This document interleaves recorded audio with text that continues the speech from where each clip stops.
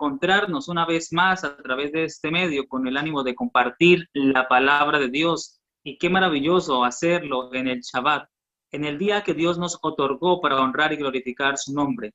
Claro está que en todos los días podemos buscar de la presencia de Dios, pero Dios reclama como su día, y qué maravilloso congregarnos a través de la distancia con un solo propósito: exaltar a nuestro Señor Jesucristo, que Cristo, nuestra justicia, sea exaltado siempre. Y bienvenidos una vez más, como cada viernes en la noche, y en esta oportunidad, en la 10ª entrega de Misión 1888. Ya somos una gran familia, ya llevamos mucho rato compartiendo juntos y hoy va a ser de gran bendición. Hoy tenemos un tema maravilloso y anhelamos que estén allí pendientes y que de manera especial también ustedes puedan vincularse y a participar en este proyecto compartiendo esta transmisión para que pueda llegar a muchas más personas. Qué bendición, les extendemos un saludo muy cordial allí donde se encuentran en las diversas actividades de sábado. Algunos no han llegado a una casa, están en sectores donde aún no se ha puesto el sol. Hay algunos lugares en donde todavía es viernes, ya aquí en Colombia ya llegó el Shabbat hace un buen rato. Y bueno, queremos que nos hagan saber de dónde se conectan. Háganos saber de dónde se conectan. Es preciso anunciarles que estamos aquí a través de Facebook por la página de Adventista Anunciando la Verdad.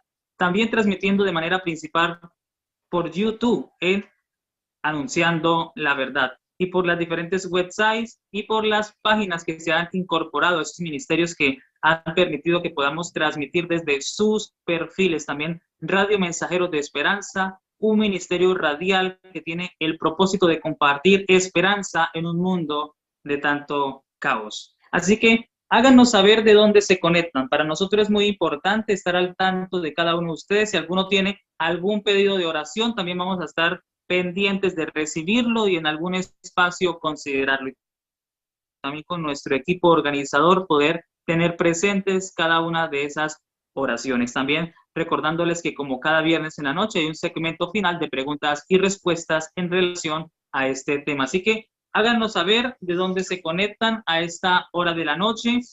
Es una bendición encontrarnos aquí en la 10ª entrega de Misión 1888. Y el tema para hoy es interesante y el título es El yo de Romanos 7. El yo de Romanos 7 y la posible imposibilidad de la perfección del carácter. El yo de Romanos 7 y la posible imposibilidad de la perfección del carácter.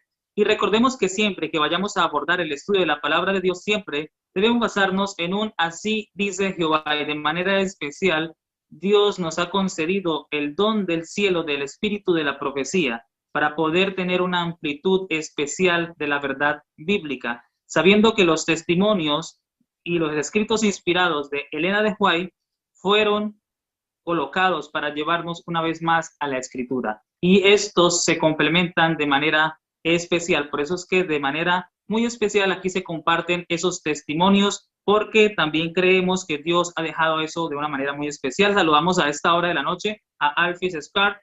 Hermanos, Dios los bendiga. Bueno, Dios te bendiga mucho allí donde te encuentras. Háganos saber de dónde se conectan a esta hora de la noche.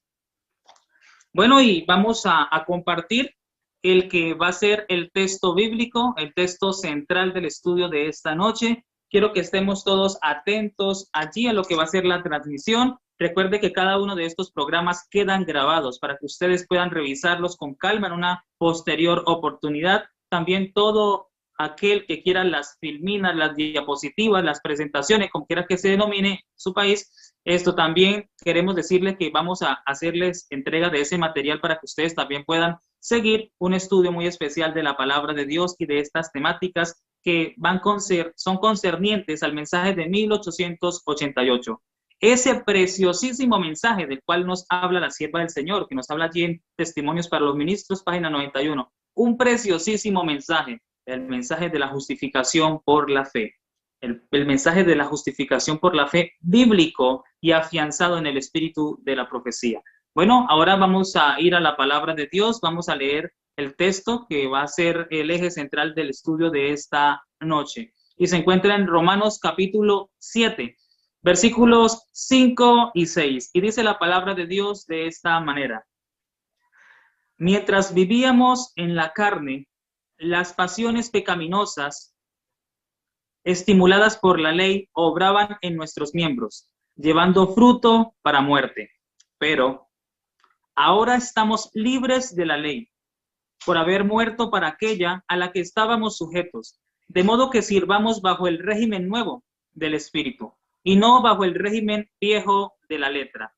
Amén. Que el nombre de Dios pueda ser glorificado a esta hora, en este momento que invocamos su presencia. Y le recordamos que aquí tenemos al canal de YouTube, donde tú puedes colocar los comentarios y las preguntas que quieres que sean abordadas al final de la transmisión.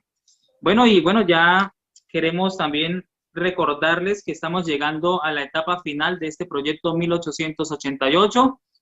Ya pues en algunas entregas posteriores vamos a dar finalización a este proyecto, pero pensamos pues seguir abordando ciertas situaciones que conciernen al adventismo. Sabemos que Dios ha dirigido su iglesia y la va a dirigir hasta el final, y es maravilloso cómo Dios ha congregado hermanos de diversos países para unirse en este proyecto, todos adventistas del séptimo día, todos sirven a sus iglesias locales, todos están allí trabajando de manera especial en cada uno de los sectores donde viven, y los viernes en las noches nos congregamos aquí en esta transmisión de manera especial. Y es que estos temas que se han abordado acá son importantes: hablar de la significancia del pecado, la esencia de la justificación por la fe y cómo ésta se lleva a cabo, el pecado, porque habiendo una confusión en el concepto del pecado, todo se va a desboronar, no se va a entender la justificación por la fe, no vamos a entender cómo es el proceso de la salvación y van a haber muchas lagunas. Por eso es importante abordar estos temas, porque sabemos que la ley, tanto la gracia como la fe, tienen un lugar muy importante en esa obra que Dios ha dejado, ese plan maravilloso de redención. Bueno, ahora vamos a tener un espacio de oración donde Dios nos dirija, donde Dios nos guíe en este programa, que sea todo para la honra y la gloria de Dios. Así que allí donde te encuentras, quiero que inclines el rostro junto conmigo. Vamos a hablar con Dios, vamos a colocarle este programa en sus manos. Sabemos que en las manos de Dios siempre vamos a estar seguros, y también les invitamos que vayan colocando sus comentarios allí en YouTube y que coloquen su pedido de oración, si también quieren que consideremos un pedido de oración también para tenerlo en cuenta cuando hablemos con nuestro Dios al final de la programación. Bueno, entonces vamos a inclinar nuestro rostro y vamos a hablar con Dios. Querido Padre, gracias por tu amor, misericordia, por tu constante cuidado. Gracias, oh Dios, por el don de tu Hijo amado, por esa gracia, Señor, que otorgaste, por ese don del cielo que enviaste como provisión, el cual debemos aceptar, Señor, para poder recibir las bendiciones y los efectos, Señor, de ese maravilloso plan de redención. En este momento nos colocamos en tus manos. Queremos estar seguros bajo tus alas. Bendice de manera especial esta transmisión también a cada una de las personas que conforman la audiencia, a cada una de las personas que pueden ver esta transmisión, ya sea en vivo o después, Señor. Allí donde están sentados, guárdalos, dirígelos, Señor. Enternece cada uno de esos corazones, y que cada día podamos entender que debemos exaltarte a ti, Señor, como nuestro Salvador, y que tú eres nuestra justicia, Señor, y que sin ti nada somos. Bendice, Señor, los trabajos, bendice también las actividades, bendice también cada una de nuestra salud, Señor, que a veces se afecta por una u otra razón. Señor, queremos que seas tú nuestro Señor, nuestro médico, nuestro guía, nuestro maestro, y en este momento que no sea la excepción. También bendice de manera especial a la persona que va a disertar tu palabra, que va a traer la enseñanza, Señor, a este siervo, a este ministro que tú has escogido, Señor, de manera especial. Que no sea él el que hable, sino que seas tú el que utilice su voz, que seas tú el que lo utilice de manera especial para poder ser exhortados, conducidos, Señor, y guiados de manera especial por tu palabra. Gracias por escucharnos. Solicitamos la presencia de tu Santo Espíritu, y que tú, Señor Jesús, puedas ser el centro de nuestras vidas, y que cada una de nuestras vidas y cada una de las cosas que pensamos, sintamos o hagamos puedan glorificarte solo a ti. Gracias por escucharnos. Solo todo esto te lo rogamos en el nombre de Jesús. Amén. Bueno, Dios ha sido bueno mientras nuestro querido hermano José Miguel entra en pantalla, queremos decirles que de verdad Dios ha sido muy bueno al acompañarnos hasta este momento. Dificultades, como siempre, han surgido. El enemigo quiere atravesarse cuando la palabra de Dios quiere ser promulgada, pero Dios tiene más poder. Es maravilloso saber que en un mundo donde Satanás es el príncipe de este siglo, tenemos a un Dios que es el rey de todo el universo. Está dispuesto siempre a darnos su compañía, su protección y ayuda. Y más en este momento de la historia, donde el cielo se está colocando oscuro porque la gran tormenta va a venir y después el Señor Jesucristo aparecerá en las nubes de los cielos. Que cada uno de nosotros, allí donde estamos, podamos tener una actitud de reverencia para recibir la palabra de Dios. Bueno, muy buenas noches, mi hermano José Miguel. ¿Cómo me le va? ¿Cómo se encuentra? Estamos aquí en la 10ª entrega de Misión 1888. Bienvenido. Muchas gracias, Lorenzo. Siempre es una oportunidad poder compartir el mensaje de la palabra de Dios y sobre todo el mensaje que no ha de tiempo, ¿no? Para el tiempo del fin. Nosotros creemos firmemente que Dios nos ha levantado como pueblo con un objetivo muy claro de poder eh, atesorar las verdades que Dios ha abierto ante nuestros ojos. Hay muchos temas que ya hemos abordado, ¿no? En relación justamente con el tema de 1888 y sus diversas aristas, de manera especial hablando con el tema de la justificación por la fe, el tema del pecado, ¿no? Y ahora, digamos, estamos abordando el tema de la perfección, un asunto que no deja de ser controversial porque los seres humanos lo han transformado de esa manera. Cuando uno va a la escritura y también cuando uno va a los testimonios, no existe esa tensión. La tensión la tenemos nosotros como seres humanos que intentamos quizás adaptar la palabra de Dios a nuestras circunstancias humanas, ¿no? A nuestras debilidades, a nuestras fragilidades, y eso torna ciertas cosas que están claramente expresadas en la Escritura como una especie de imposibilidad. Por eso, uno dentro del título que vamos a desarrollar en estos momentos, hablamos de la posible imposibilidad, ¿no? Parece un juego de palabras, pero hay una razón de ser, ¿no? Porque la escritura dice que es posible, el ser humano dice que no lo es. Me refiero al tema de la perfección. Y uno de los pasajes claves y que de una otra manera otorga la posibilidad, no que esa imposibilidad se transforme en posibilidad, es Romanos capítulo 7.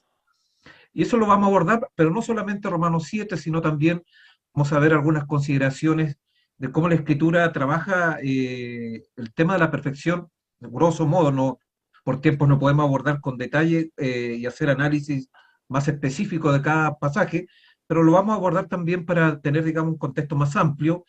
Luego ver, digamos, que el tema de Romanos capítulo 7, y bueno, y toda la epístola de Romanos particularmente, debe entenderse también a la luz de temas mayores que permiten entregar justamente las presuposiciones, los puntos de partida, que al momento de ir a los textos va a ofrecer mayor claridad. Así que vamos a entrar en terreno entonces, vamos a ir en este abordaje maravilloso del libro de Romanos, especialmente capítulo 7, reitero, pero teniendo un abordaje más amplio, no solamente limitándonos al capítulo 7 de Romanos, sino también a su contexto más amplio y al contexto de toda la escritura, además de unos comentarios de los testimonios que nos van a permitir poder esclarecer algunos aspectos importantes.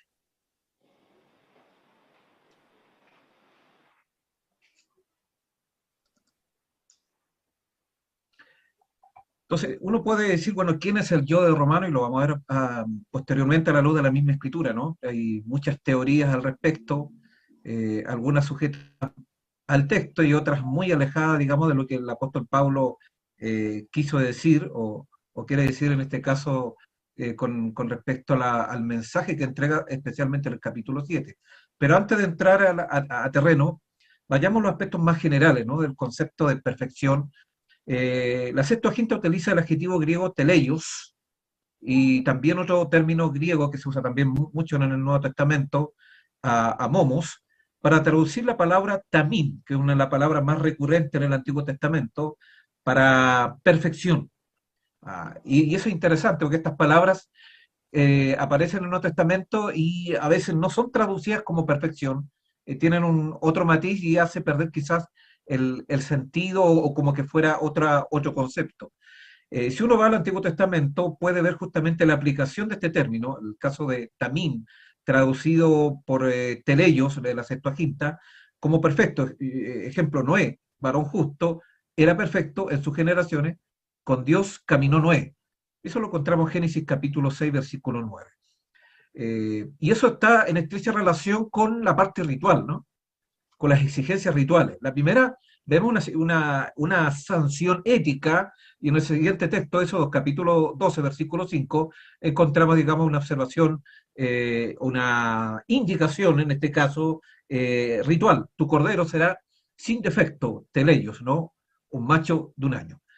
Y perfecto teleios será delante de Jehová. Acá volvemos otra vez justamente al plano ético, Deuteronomio capítulo 18, 13. O sea, el término tamín, teleios, Septuaginta, y en algunos casos también, dependiendo del contexto, se usa también el término amomos, traduce justamente esta idea, digamos, de perfección. Un examen de estas palabras apunta a un origen dentro del culto hebreo, especialmente el ritual sacrificial del templo, el santuario. Las leyes del culto exigían que todas las ofrendas estuvieran libres de cualquier defecto, sin mancha, ¿no? Y recalco acá sin mancha porque esa palabra se usa también como sinónimo de perfección, ¿no? Teleios, amomos también es usada en ese sentido, sobre todo en el Nuevo Testamento. Por ejemplo, tu cordero será sin defecto, teleios, ya lo vimos, y en el caso de Noé se usa teleios. Ahora, si vamos a otros textos de la Escritura, vamos a encontrar que aparece también en varios lugares. En el caso de Job, hubo en la tierra de Uz un varón llamado Job, y este hombre claramente dice que era perfecto y recto, o justo, Job capítulo 1. O sea, era un tamín, era un teleios, y lo dice claramente, ¿no? Sin ninguna tensión. Era Abraham de edad de 99 años cuando apareció Jehová y le dijo, yo soy el Dios Todopoderoso, anda delante de mí y sé perfecto. Y acá no está hablando en categorías rituales, está hablando en categorías netamente morales, éticas.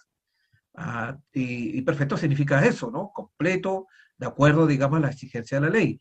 No es solamente madurez, algunos lo traducen de esa manera, o le dan ese sentido, pero el texto no está diciendo eso. O los textos que usan este término está en una categoría, digamos, que va en contra de lo que es vivir en pecado. Entonces, todo eso está en una relación bien interesante. Podemos ver otros ejemplos más en Proverbios capítulo 5, perdón, 11:5 dice, la justicia del perfecto enderezará su camino, mas el impío por su impiedad caerá. Interesante, ¿no? La justicia del perfecto. ¿Ah? La justicia y perfección hay una conexión muy interesante acá. El Proverbio 11:20 dice, más los perfectos de camino les son agradables, ¿no? El camino, los que caminan con Jehová. Otra vez, digamos, la misma terminología. Porque los ojos de Jehová contemplan toda la tierra para mostrar su poder a favor de los que tienen corazón perfecto para con él. Otra vez parece el término, ¿no? Una aplicación ética, moral. Job 8:20 dice, he aquí Dios no aborrece al perfecto, ni apoya la mano de los malignos. El término catamín, teleios, amomos. Proverbios 10:20-29 dice, el camino de Jehová es fortaleza al perfecto, destrucción a los que hacen maldad. Proverbio 28:10 dice, el que hace errar a los rectos por el camino, él caerá en su misma fosa, mas los perfectos heredarán el bien. Claramente, ¿no? Porque todos ofendemos muchas veces. Si alguno no ofende en palabra, este es varón perfecto, capaz de refrenar todo el cuerpo. Ahí perfecto el término teleion o teleión. Santiago 3:10, ¿no? Salmo 37:18 dice, conoce Jehová los días de los perfectos y la heredad de ellos será para siempre.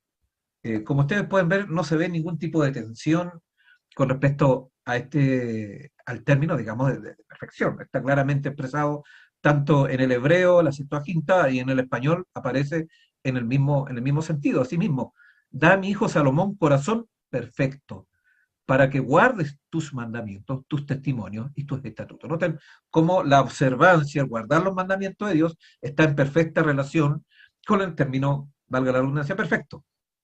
¿Ah? Interesante este punto. La contraparte, ¿no? Y cuando Salomón era viejo, sus mujeres inclinaron su corazón tras dioses ajenos y con Jehová su Dios, como el corazón de su padre no era perfecto David. Noten la contraparte entre Salomón y David, y está en relación justamente con lo que tiene que ver con la perfección.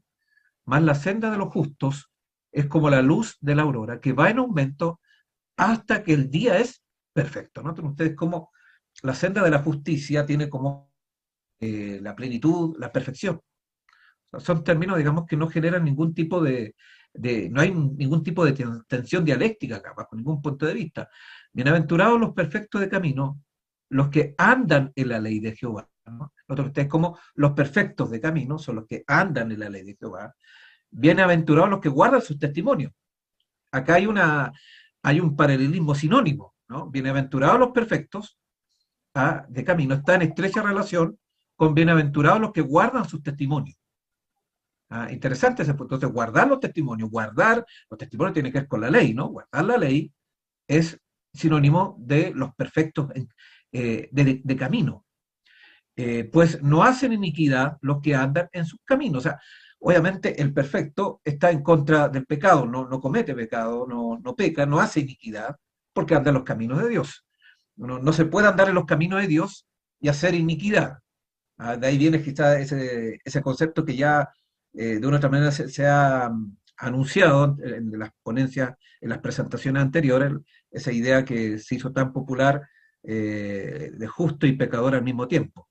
Ese concepto en la Escritura no aparece porque hay una diferenciación entre los que siguen la iniquidad y los que siguen la justicia o la perfección.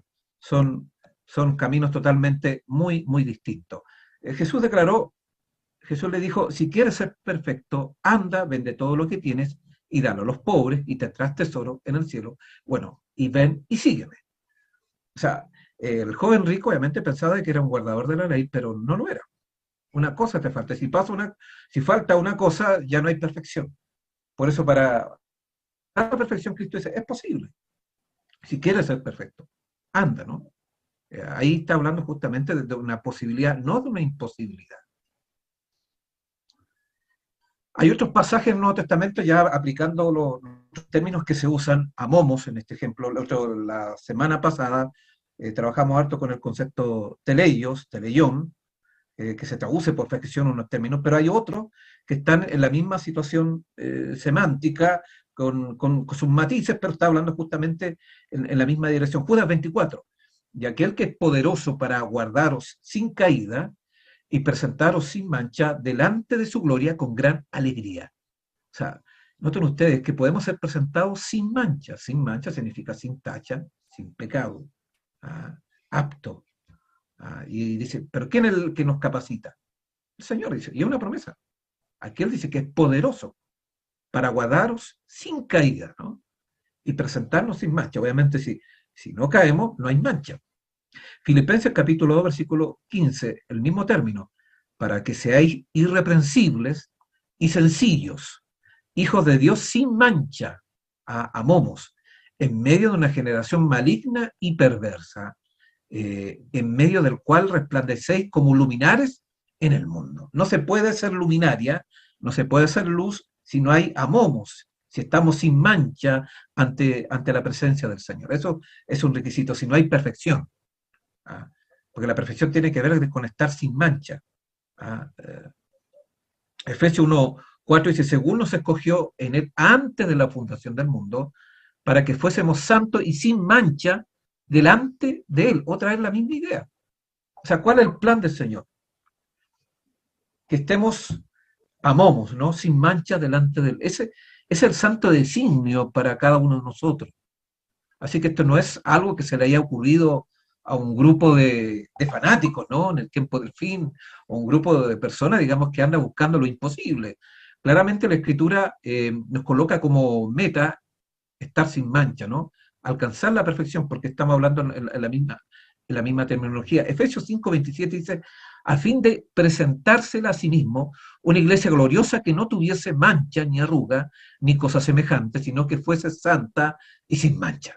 Acá hay otros términos más que no tenemos tiempo de analizar que van en la misma ruta, ¿no? La santidad y sin manchas, sin mancha ni arruga. Eso es lo que Dios espera de su iglesia. De manera que cuando nosotros sacamos estos conceptos, estamos mutilando el Evangelio. La predicación del Evangelio, el Evangelio va con estos ingredientes. La perfección no es contra Evangelio, la perfección cristiana, la perfección moral, la perfección del carácter, porque tiene que ver con el carácter, no con la carne, y lo vamos a ver posteriormente, implica eso justamente, ¿no? Y son posibilidades porque Dios las estableció así, no porque nosotros queramos ir más allá, sino porque la misma escritura, la misma palabra de Dios, nos habilita y nos invita a ir en esa dirección.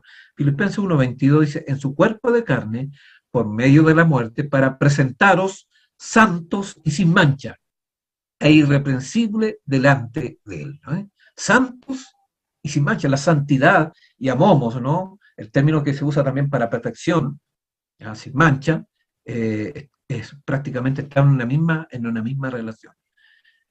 Noten ustedes los 144.000, y en sus bocas no fue hallada mentira, pues son amomos, son perfectos, sin mancha, delante del trono de Dios. Y ese calificativo, ¿no? 1 Pedro 1:19 se lo aplica a Cristo, dice, sino con la sangre preciosa de Cristo, como de un cordero sin mancha, ¿no? Sin pecado y sin contaminación. Ahí está la aplicación de Cristo, y se usa el mismo término amomos. O sea, hay una conexión entre Cristo y su iglesia, entre Cristo y sus seguidores. ¿Ah? Y esa vida amomos, esa vida perfecta, sin mancha, es la que también Dios espera que suceda, acontezca con su pueblo. Eso es lo que está expresado claramente en la Escritura. Y hay otro texto dos textos muy poderosos también que van en la misma dirección, que también son textos paulinos, por eso los coloqué acá, porque nos van a permitir poder tener un contexto más amplio cuando ya abordemos de manera específica Romanos 7. Y 1 Tesalonicenses capítulo 5:23 dice, y el mismo Dios de paz, e Irene, lo agregué acá porque otorga un significado muy complementario a lo que estamos viendo. Dice, e Irenes, ahí el término hebreo es shalom. Shalom e Irene, o Irene, pues sería mejor, ¿no? Irene, os santifique por completo. Jotoleis, perfectamente podría ser traducido que ese mismo Dios de Shalom, ¿no? Ese Dios completo, os santifique perfectamente, podríamos traducir sin problema. Y todo, ¿no? Otra vez la idea de completo, perfecto, holoclerón, otro término que está relacionado. Vuestro ser, espíritu, alma y cuerpo, sea guardado irreprensible. Otro sinónimo de amomos, ameptos, para la venida de nuestro Señor Jesucristo. Sea guardado irreprensible, sin mancha, sin arruga, ¿no? Perfectamente. Eso es lo que está hablando. Es un texto, bueno, acá hay 3, 4 términos que hablan de la perfección del pueblo de Dios y la perfección de todo vuestro ser, dice espíritu, alma y cuerpo. O sea, este es un texto muy completo, muy potente, y está en relación justamente con la segunda venida de Cristo Jesús. O sea, cuando venga el Señor, debemos estar en estas condiciones. ¿Ya? Eso se coloca, digamos, como condición, requisito para el pueblo de Dios. 1 Tesalonicenses 2:10, ¿qué dice? Poco antes, vosotros sois testigos, y Dios también, de cuán santa, justa e irreprensiblemente amentos nos comportamos con vosotros los creyentes. Noten que el apóstol Pablo es capaz de decir cuál era su comportamiento. Santa, justa e irreprensiblemente nos comportamos con vosotros los creyentes. Vosotros sois testigos. Entonces, cuando vamos a Romanos capítulo 7, ya nos entrega algunas luces también este punto, ¿no? Y bueno, ya el mismo Romanos capítulo 7 y el contexto más inmediato romano, en realidad es muy claro también al respecto, pero acá ya estamos hablando que el apóstol Pablo no está hablando de la idea de justo y pecador al mismo tiempo. El Señor le entregó un mensaje claro que el pueblo debe santificarse perfectamente, debe mantenerse irreprensible, sin mancha, santa y justamente. O sea, ese es el plan. Y Él se presenta en estos términos.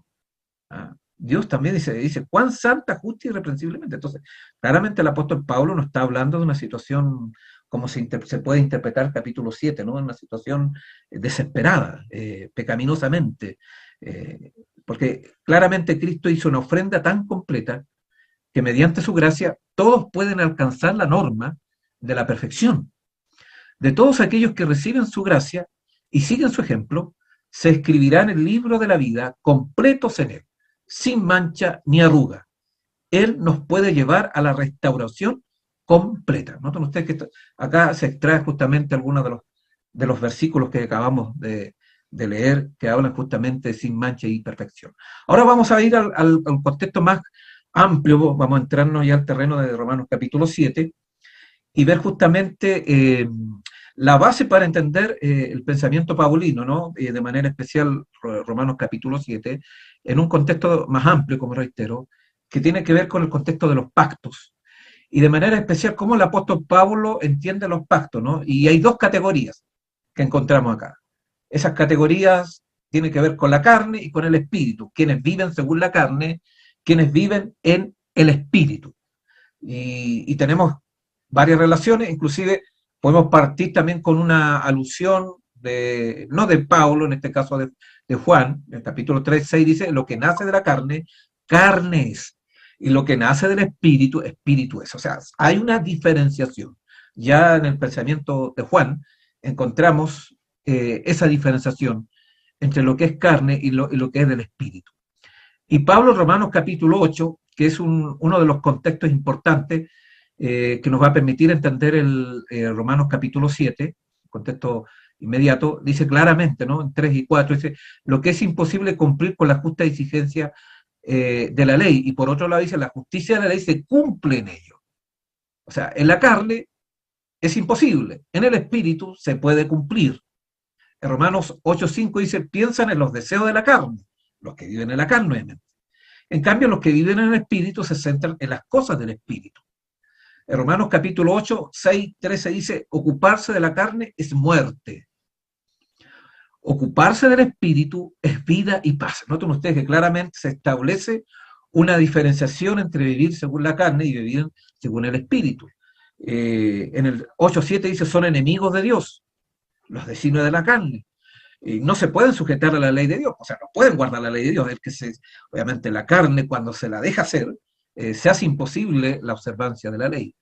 En cambio, cuando se somete la voluntad al Espíritu de Dios y vivimos según el Espíritu, amamos de Dios y nos sometemos a la ley. No pueden agradar a Dios los que viven en la carne, Romanos 8:8. En cambio, los que viven en el Espíritu sí pueden agradar a Dios. No son de Dios, claramente. O sea, acá no, por eso, claramente, los que viven en la carne no son de Dios. No hay término medio, Romanos 8:19. En cambio, los que viven en el Espíritu son hijos de Dios. Sus obras son injustas, no heredarán el reino de Dios. Acá tenemos el complemento de lo que nos dice Gálatas capítulo 5, versículo 19 al 24, donde claramente establece una diferencia entre vivir en la carne y vivir en el Espíritu. Y agrega algo más en Gálatas, produce el fruto del Espíritu. ¿Y quiénes producen el fruto del Espíritu? Los que han crucificado la carne con sus pasiones y sus deseos. Los que viven según la carne, el Espíritu, por las obras, reciben el Espíritu por las obras de la ley. Gálatas capítulo 3, versículo 2 al 6. Y acá dice, reciben el Espíritu. ¿Ah? ¿Por qué? Ya no obviamente como justicia, sino como obediencia justamente a ese punto.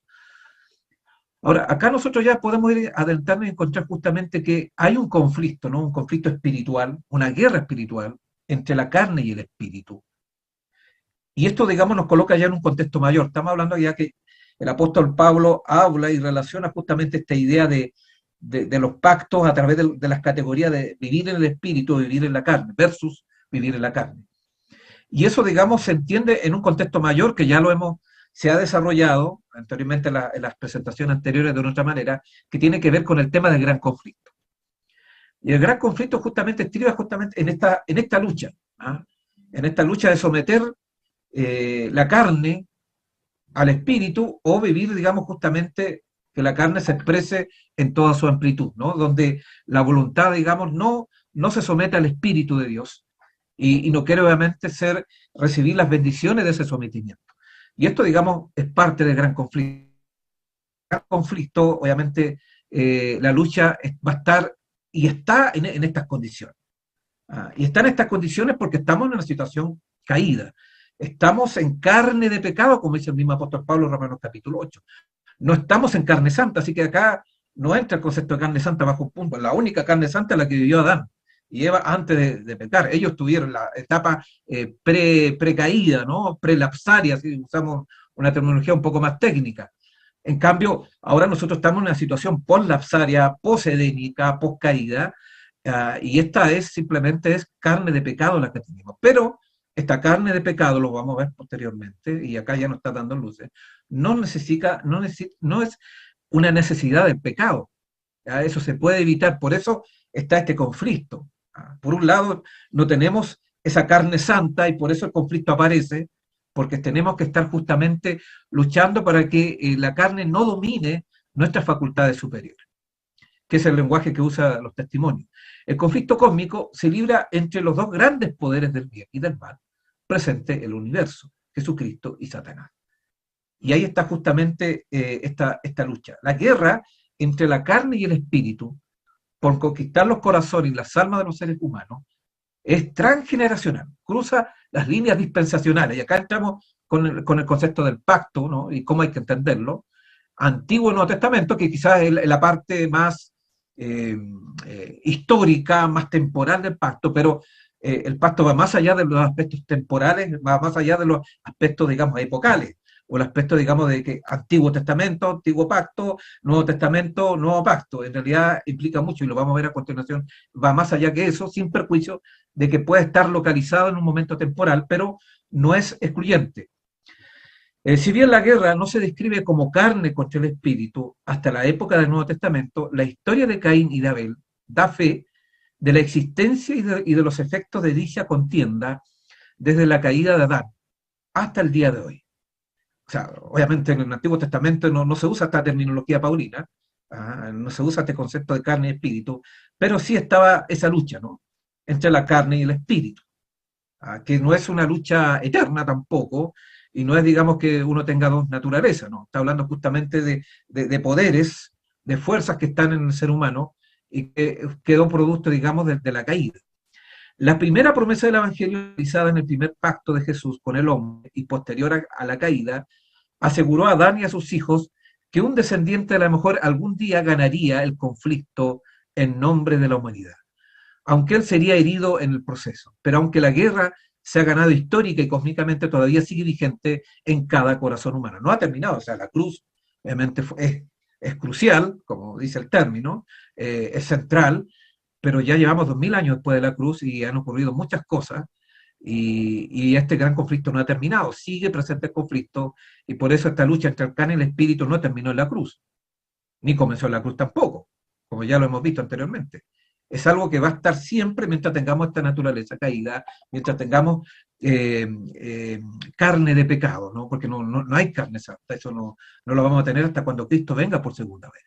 Pero eso no impide lo que estuvimos viendo en los textos anteriores, porque el Escrito dice claramente de que no haya victoria, de que no haya una vida sin mancha, una vida ajena al pecado, distante del pecado, una vida perfecta. Eso no está diciendo el texto. El conflicto entre los pactos no es entre los pactos históricos. Estos pactos son socios del Evangelio y están aliados contra los poderes del infierno que buscan hurtar, matar y destruir.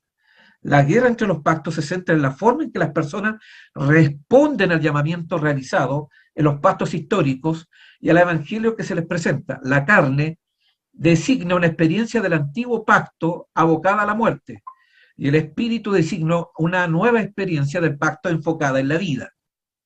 Es difícil sobreestimar cada uno de estos puntos. Uno puede ver acá los dos pactos, expresados en Gálatas capítulo 4, versículo 21, del 5 al 1. Ahí ustedes pueden encontrar de que los dos pactos no es solamente un momento histórico, como a veces se lo interpreta, ¿no? Antiguo Testamento, sinónimo de Antiguo Pacto, Nuevo Testamento, sinónimo de Nuevo Pacto. Y tenemos acá algunos ejemplos, ¿no? El Antiguo Pacto, el hijo de Abraham con una esclava. El nuevo pacto, de acuerdo a Gálatas 4:22, el hijo de Abraham con una mujer libre. Por otro lado, tenemos en el antiguo pacto el hijo de Agar nació según la carne. Eso es lo que dice claramente el apóstol Pablo, 4:23, 29 y 30, los versículos. El hijo de Sara nació en virtud de la promesa según el espíritu. No tienen que usar esa categoría, la coloca acá justamente en las mismas categorías en el capítulo 8, ahora la va aplicando justamente para relacionarla con el pacto. Por eso hablamos, digamos, que la categoría vivir en la carne, según la carne, o vivir según el espíritu, representan, y acá ya lo estamos viendo, justamente esta idea del antiguo y nuevo pacto, que va más allá de momentos históricos específicos. Agar es el monte de Sinaí que corresponde a la Jerusalén actual y está en esclavitud. Por otro lado, con respecto al nuevo pacto, la Jerusalén de arriba, la cual es madre de todo, es libre, 4:26. El que había nacido según la carne perseguía al que había nacido según el espíritu, 4:29. El que había nacido según el espíritu era perseguido porque había nacido según la carne. Otra vez como entra justamente esta categoría. En el 4:30 dice, no heredará el hijo de la esclava. 4:30, la otra parte del versículo, heredará el hijo de la libre. Se está sujeto al yugo de la esclavitud en el antiguo pacto, 5:1. Se está en la libertad con que Cristo nos hizo libres. Es interesante que en Gálatas 4:22 se presenta a Abraham como ejemplo tanto del antiguo como del nuevo pacto. Y uno puede preguntar, bueno, ¿cómo es posible eso? La relación de Abraham con Agar mostró una respuesta experiencial, no una experiencia, relacionada con el antiguo pacto, a la promesa del pacto de Dios respecto de que Abraham engendraría un hijo. Asimismo, se resaltan sus acciones posteriores con Sara, en las que se ve una respuesta experiencial relacionada con el nuevo pacto. En la promulgación de la ley en el Sinaí, Israel respondió con seguridad, haremos todo lo que el Señor ha dicho. Y luego erigió un becerro de oro y adoró como si éste lo hubiera liberado de la servidumbre de Egipto. Una respuesta clásica a la experiencia del antiguo pacto. Además, Pablo admitió que estaba usando a Agar en forma simbólica como referencia al Sinaí. Pero parece que Pablo usó su referencia histórica en este pasaje como símbolo de alegorías y ejemplos desde el punto de vista experiencial. Muchos de los que enseñan acerca de este nuevo pacto histórico afirman que este libera a los creyentes del Nuevo Testamento de la condenación y de la esclavitud del antiguo pacto. Creen que esto, apoyándose en gran medida en la enseñanza de Pablo en Gálatas 4:21 al 5:2, de hecho, dependiendo de su traducción, en varias ocasiones el pasaje emplea términos y frases como esclava, sierva, esclavitud, yugo de esclavitud y servidumbre. Pero en realidad uno puede ver que esto va mucho más allá. Y el segundo contraste más utilizado para comparar el antiguo pacto del nuevo es que se observa en todo nuestro texto donde se refiere a la carne. Y luego entonces podemos ver el versículo 29 al espíritu. Si el pacto de Sinaí fuera verdaderamente un pacto de la carne, Dios habría requerido que su pueblo viviera según la carne. Por lo tanto, no heredaría el reino de Dios. Ahora, ¿qué significa estar bajo la ley? Y ahí está justamente eso, ¿no? Estar bajo la ley es seguir, digamos, indicaciones que no van de acuerdo, digamos, al espíritu. ¿Por qué? Porque uno puede encontrar en Gálatas 21, ¿no? Un concepto bíblico de seguir una especie, digamos, de justicia propia. Cristo nos dio libertad, por tanto, manténganse ustedes firmes en esa libertad y no se sometan otra vez al yugo de la esclavitud. Y está en concordancia con lo que dice Isaías 58:6, dice, romper las cadenas de injusticia y desatar las correas del yugo, poner en libertad, dice, a los oprimidos. Y en Santiago capítulo 1, versículo 25 dice, la ley perfecta de la libertad. Otro aspecto que nosotros podemos corroborar acá, ¿no? Dice, cuando Jehová vino a la tierra como Jesús, adoptó como suya la declaración de misión mesiánica, profetizada con pregonar libertad a los cautivos, poner en libertad a los oprimidos. Definió la esclavitud en su nivel más profundo. Todo aquel que practica el pecado, esclavo es del pecado. Y describió la libertad en su nivel más elevado. Si el Hijo los libera, serán ustedes verdaderamente libres. O sea, claramente el pecado es ajeno a la vida del Hijo de Dios, porque todo el que practica el pecado es esclavo del pecado. Y cuando el Hijo venga, dice, nos va a liberar. Luego entonces el pecado es algo ajeno a la vida cristiana. Esto ya nos va entregando algún contexto interesante para poder ya entender lo que quiere decir Pablo en Romanos capítulo 7. En 2 de Pedro capítulo 2, versículo 19 dice, siendo ellos mismos esclavos de la corrupción, porque todo hombre es esclavo de aquello que lo ha dominado. Entonces, ahí ustedes pueden encontrar que la libertad es parte de la vida cristiana, la libertad del pecado, no es cualquier tipo de libertad. Otro aspecto que podemos ver acá, ¿no? La libertad que ofrece Jesús encierra una hermosa ironía. ¿Cuál es esa ironía? En contraste con la esclavitud inducida y mantenida sobre los demás por la fuerza, hay una esclavitud ganada por el amor altruista y elegida con el libre albedrío. Y eso significa que ser siervos del Señor. Interesante en Romanos capítulo 6, versículo 18. Libertados del pecado, vinisteis a ser siervos de la justicia. Una de las más preciadas definiciones que los autores del Nuevo Testamento hicieron de sí mismos es la de siervo esclavo. El término griego es doulos, de Jesucristo. Ahí hay varias partes de la Escritura donde se desarrolla ese concepto. Ahora, veamos el otro contexto. Ya vimos Romanos capítulo 8, vimos Gálatas, que ya nos coloca el contexto del antiguo y nuevo pacto, o sea, vivir según el espíritu o vivir según la carne representan justamente, en el caso del espíritu, el nuevo pacto, en el caso de vivir según la carne, antiguo pacto. Ahora, ¿de qué manera eso también nos coloca para entender el otro contexto del capítulo 7, inmediato que tiene que ver con el contexto anterior, capítulo 6? Y ahí encontramos dos categorías que están en estrecha relación con las categorías de vivir según el espíritu y vivir según la carne. Bajo la ley, que sería en este caso sinónimo de vivir en el antiguo pacto, bajo la gracia, vivir en el nuevo pacto. O también bajo la ley, vivir según la carne, bajo la gracia, vivir según el espíritu. El pecado dice, los que viven bajo la ley no se enseñoreará de vosotros. Y los que viven bajo la gracia, bajo el nuevo pacto, en el espíritu, el pecado, no se enseñoreará de vosotros. Versículo 14. Los que están bajo la ley estáis vivos al pecado. Versículo 11. Consideraos muertos al pecado, pero vivos para Dios en Cristo Jesús. El pecado reina en vuestro cuerpo mortal, así que obedezcáis, o sea, a sus apetitos. Eso es lo que están bajo la ley. El versículo 12, no reine pues el pecado en vuestro cuerpo mortal, de modo que lo obedezcáis en sus apetitos. Está claramente ahí establecido, no reine pues el pecado en vuestro cuerpo mortal. Eso es los que viven en el nuevo pacto, en los que están viviendo en el espíritu. Presentad vuestros miembros al pecado como instrumentos de iniquidad, los que viven según la ley, ¿no? Bajo la ley, según la carne, es lo mismo. Presentaos vosotros mismos a Dios como vivos entre los muertos, y como instrumento, digamos, de justicia. Entonces, claramente Pablo resume esta transición describiendo la vida anterior como una existencia bajo la ley y la nueva vida en Cristo como bajo la gracia. Eso es lo que está diciendo. O sea, bajo la gracia no es una vida licenciosa. Bajo la gracia significa vivir una vida, digamos, bajo el poder del Espíritu. Romanos 6, entonces, también tiene su propia unidad temática, de los versículos 1 a 10, se enfoca en el bautismo, que representa la conversión y la participación espiritual en la vida y muerte de Jesús, algo que lleva a morir al pecado y aún andemos en vida nueva, como dice el versículo 4.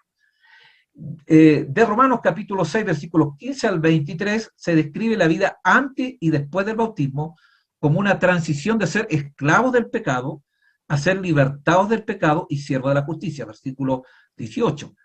Entre Romanos capítulo 6, versículos 1 al 10 y 15 al 23, Pablo resume esta transición describiendo la vida anterior como una existencia bajo la ley y la nueva vida en Cristo como bajo la gracia. En el versículo 14, Pablo dice claramente que el pecado tendrá un marcado dominio sobre ti a menos que y hasta que estés bajo la gracia. Algo que en este contexto de este capítulo ocurre en la conversión y que en la era del Nuevo Testamento está simbolizado por el bautismo. Entonces, uno puede ver acá, a través de esto, que Romano está en plena sintonía con el resto de las Escrituras, que afirman que la transición de la muerte eterna a la vida eterna está marcada por la conversión. O sea, el término conversión acá es muy, muy importante. Entonces, ¿qué quiere decir bajo la ley? Bajo justicia propia, ¿no? Bajo los propios méritos que uno puede enterar acá, ¿no? Bajo la propia justicia humana. Entonces, eso es lo que uno puede ir viendo acá en el capítulo 6, versículos 17, 18, ya más claro, ¿no? Esclavo del pecado, a vivir como siervo de justicia.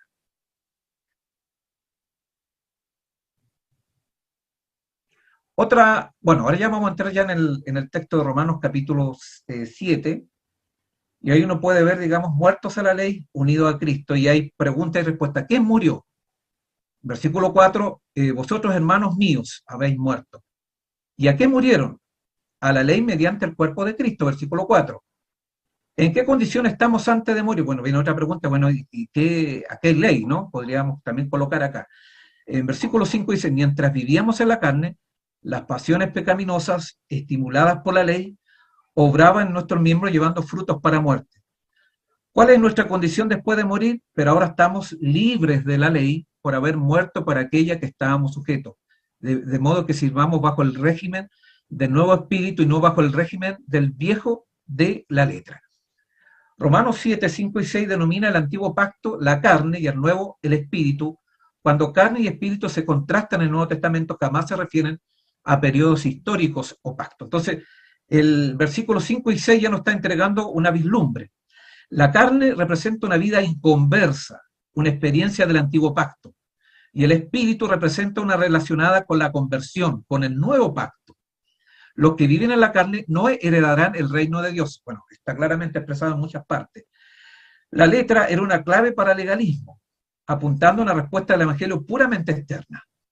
Y ahí está, pero en Romanos capítulo 6, versículos 20 al 22 dice, nos mostró antes de la conversión y del bautismo y nos dio un fruto en muerte. Después del bautismo, nuestro fruto es la santificación y la vida eterna. Otra relación, la relación entre muerto a la ley y unido a Cristo. Antiguo pacto, unidos, no unidos a Cristo. Nuevo pacto, somos de Cristo, versículo 4, claramente. En el antiguo pacto vivíamos en la carne y obraban en nosotros las pasiones pecaminosas, versículos 5, 6. En el nuevo pacto vivíamos sirviendo a Dios en la nueva vida del Espíritu. Hay un contraste entonces entre la vida antigua y la vida nueva, entre vivir el Espíritu y vivir en la carne, acá en el 5 y el 6. Cosechábamos la muerte, versículo 5. Versículo 4, llevábamos frutos para Dios. Bajo el poder de la ley que despertó en nuestro cuerpo los malos deseos. Y después dice el 4, 6, muertos a la ley. Entonces, Romanos capítulo 6 al 8, Pablo evalúa la ley del pacto de Sinaí y revela explícitamente a qué debemos morir. En 7.4 afirma que bajo el nuevo pacto los creyentes están muertos a la ley para que seáis de Cristo. Parecería que aquí la ley es el pacto de Sinaí. Una luz que adicional podría arrojar las escrituras de esto. En Romanos capítulo 6 a 8, Pablo evalúa la ley del pacto de Sinaí y revela explícitamente a qué debemos morir. Otro aspecto hay que nosotros debemos ahí tener claramente en carpeta, ¿no? En 6.11 dice, así también ustedes considérense muertos respecto al pecado, pero vivos para Dios en unión con Jesús. Antes de que Pablo hablara de morir a la ley, estableció que la muerte debe experimentar el cristiano es la muerte al pecado, no es la muerte a la ley. ¿Qué pues diremos? Como dice Romanos 7.7, la ley es pecado, dice, en ninguna manera o de ninguna manera. Entonces, ¿será que existe una ley del pecado antes que el cristiano debe morir? Sí, podemos decir, obviamente que sí existe. Y acá entramos, digamos, claramente el punto, ¿no? En este mismo contexto, Pablo habla de un poder siniestro que procura aprisionarnos. Veo en mí algo que se opone a mi capacidad de razonar. Es la ley del pecado que está en mí y que me tiene preso. Incluso un apóstol que afirma, yo entiendo que debo someterme a la ley de Dios. Reconoce en mi debilidad estoy sometido a la ley del pecado. En los versículos siguientes, aunque la guerra espiritual interior aún persiste, alaba a Dios. Ahora pues, ninguna condenación hay para los que están en Cristo Jesús, los que no andan conforme a la carne, sino conforme al Espíritu. Porque la ley del Espíritu de vida de Cristo Jesús me ha librado de la ley del pecado y de la muerte.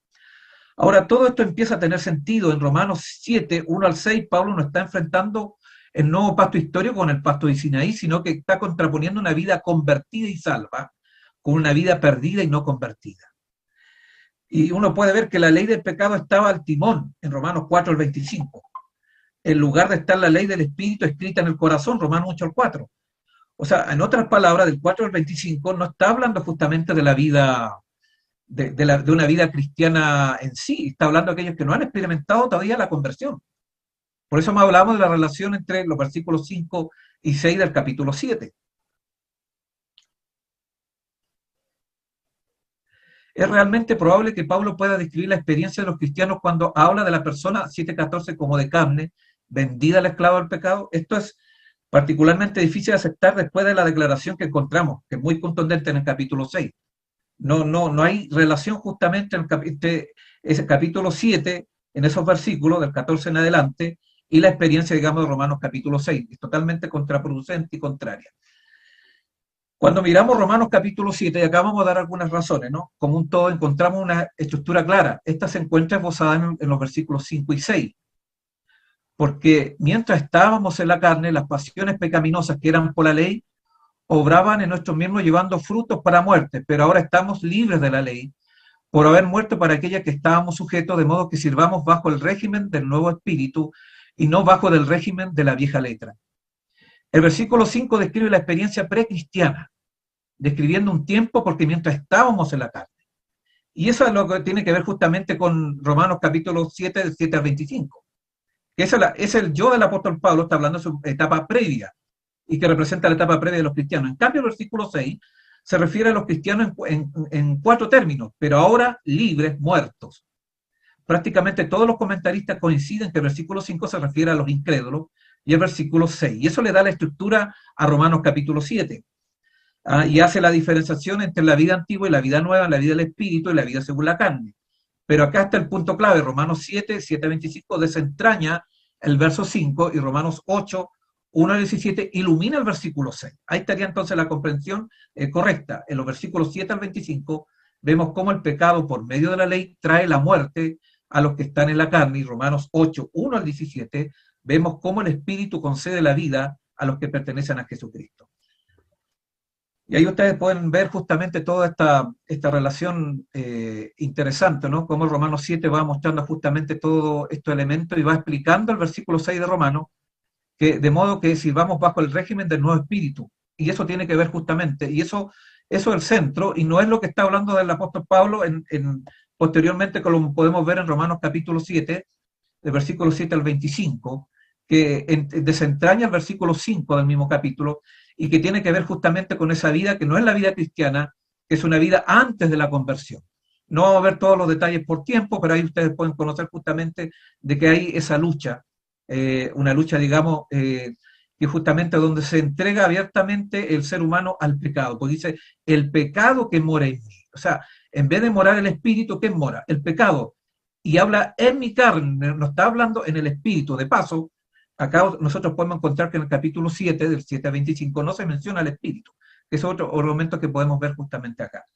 El espíritu de profecía nos entrega una vislumbre al respecto. Dice, las pasiones inferiores tienen su sede en el cuerpo y obran por su medio. Las palabras carne, carnal o concupiscencias carnales abarcan la naturaleza inferior y corrupta. Por sí misma, la carne no puede obrar contra la voluntad de Dios. Se nos ordena que crucifiquemos la carne con los afectos y las concupiscencias. ¿Cómo lo haremos? ¿Infligiremos dolor al cuerpo? No, pero daremos muerte a la tentación a pecar.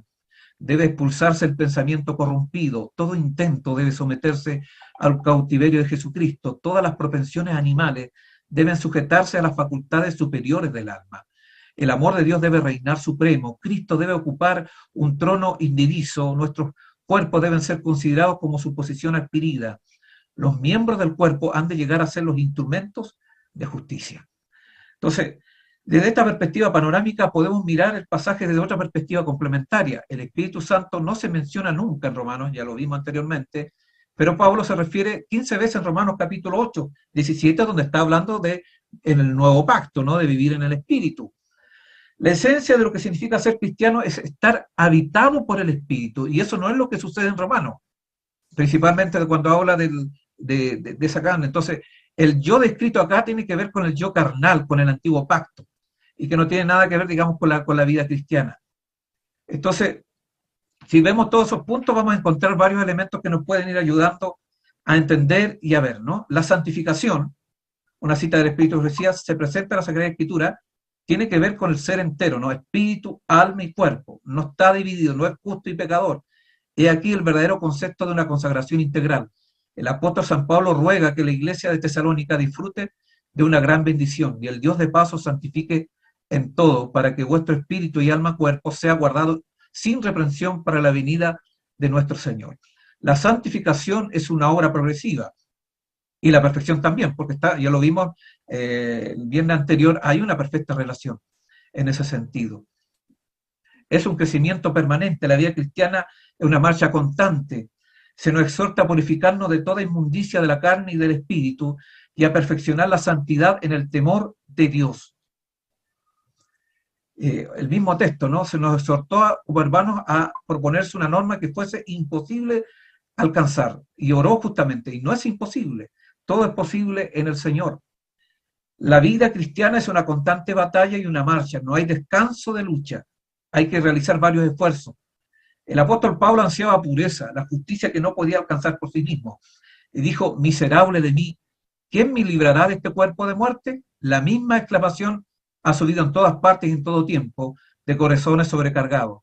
No hay más que una contestación para todos. He aquí el Cordero que quita el pecado del mundo, no que lo mantiene, que lo quita. Entonces Pablo se daba cuenta de su debilidad y bien podía desconfiar de su propia fuerza. Refiriéndose a la ley, exclamó, el mismo mandamiento que era para mí, a mí me resultó para muerte. Romanos 7:10. Había confiado en las obras de la ley. Refiriéndose a su propia justicia exterior, dice, en cuanto a la justicia que es de la ley, irreprensible, sin mancha, por lo que había colocado su confianza en su propia justicia. Pero cuando se miró en el espejo de la ley, fue colocado delante de él y se vio a sí mismo como que Dios lo veía, lleno de faltas, manchados con el pecado. Miserable de mí, ¿quién me librará de este cuerpo de muerte? Pablo contempló al Cordero de Dios que quita el pecado del mundo. Escuchó la voz de Cristo, yo soy el camino, la verdad y la vida, nadie viene al Padre sino por mí. Entonces, el pecado de Dios nos ha separado de una otra manera, ¿no? El pecado separa de Dios, pero el Señor quiere justamente que alcancemos sus santos designios.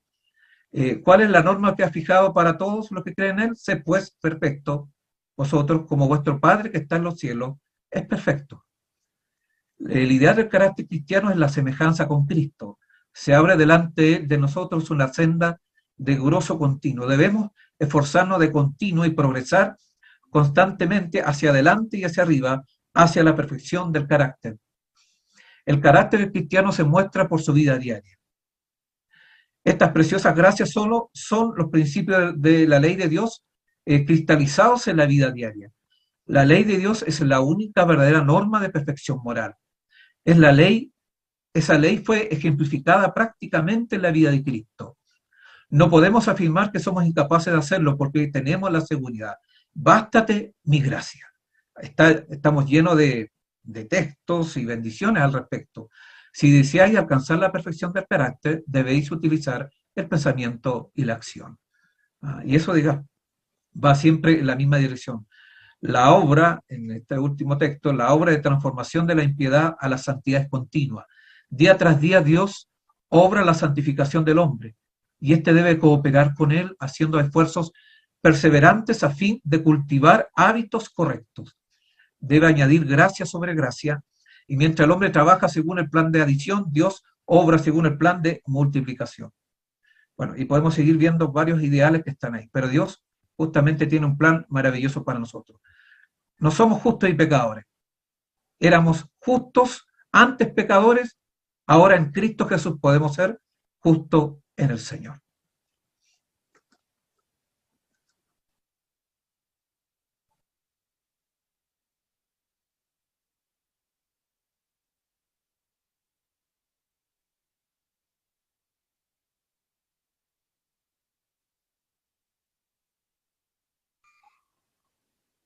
Sí, bueno,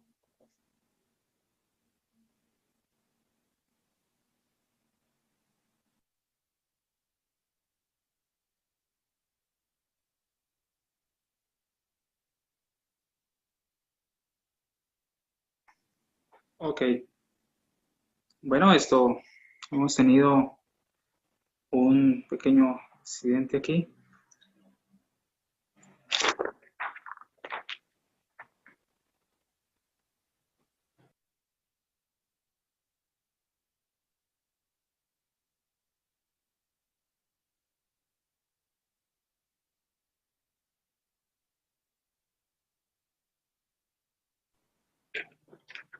Ok, bueno, aquí estamos una vez más. Bueno, tenemos una pequeña falla. Dios ha sido bueno, está acompañándonos hasta este momento. El hermano José Miguel salió un momentico de pantalla. Entonces, pues vamos a continuar aquí. Queremos revisar los comentarios que tenemos en YouTube a esta hora, las personas que nos han saludado, las personas que nos han acompañado de manera especial. Dios bendiga de manera especial a Cindy Barrera, que se encuentra allí con sus hermanos desde Garzón, Huila. También a Teodoro Molina desde Nueva York.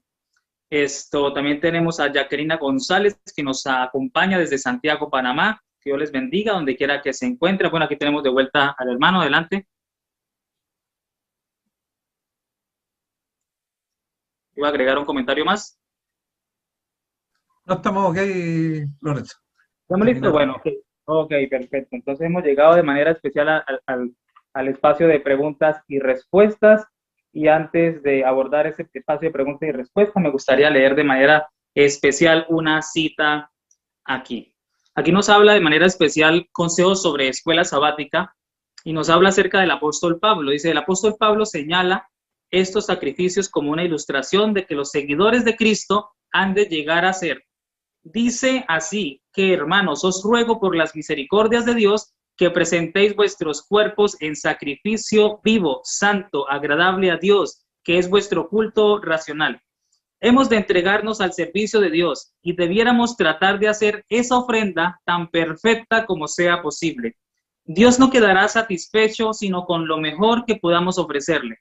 Los que le aman de todo corazón desearán darle el mejor servicio de su vida y constantemente tratarán de poner todas las facultades de su ser en perfecta armonía con las leyes que nos habilitan para hacer la voluntad de Dios. Cuando vamos a abordar cualquier tema de la Biblia, siempre es importante descartar cualquier opinión personal.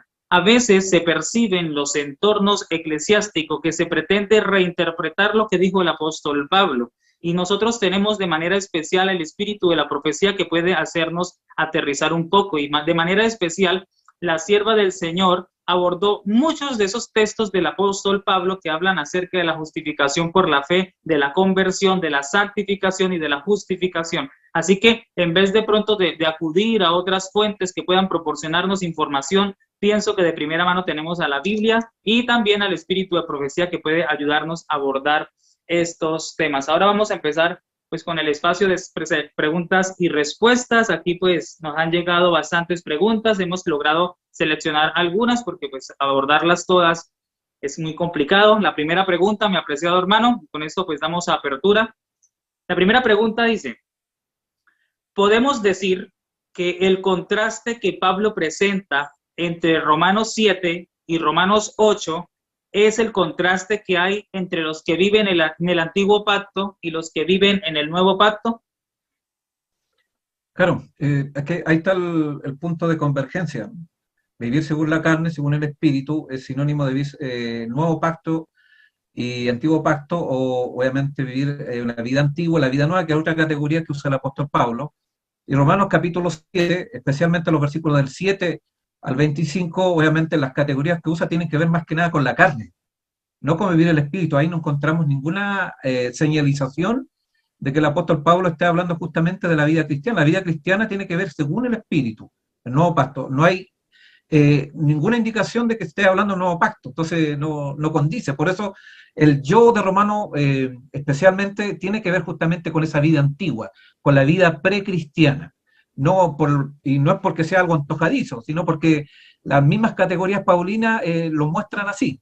O sea, los contenidos, y eso uno lo puede ver en Gálatas capítulo 5, el apóstol Pablo habla de la lucha cristiana, pero habla del espíritu y la carne, pero ahí vence el espíritu. Y acá, en el caso de Romanos capítulo 7, del 7 en adelante, el que vence es la carne.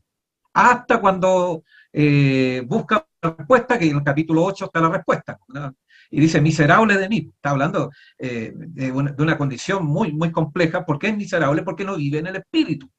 Eso es lo que está diciendo. Una vida sin el Espíritu Santo, una vida, digamos, en la carne, es una vida miserable. Eso es lo que está describiendo. Entonces, colocar esos pasajes como propios de la vida cristiana primero es hacer un daño al texto mismo, porque el apóstol Pablo hace esa distinción.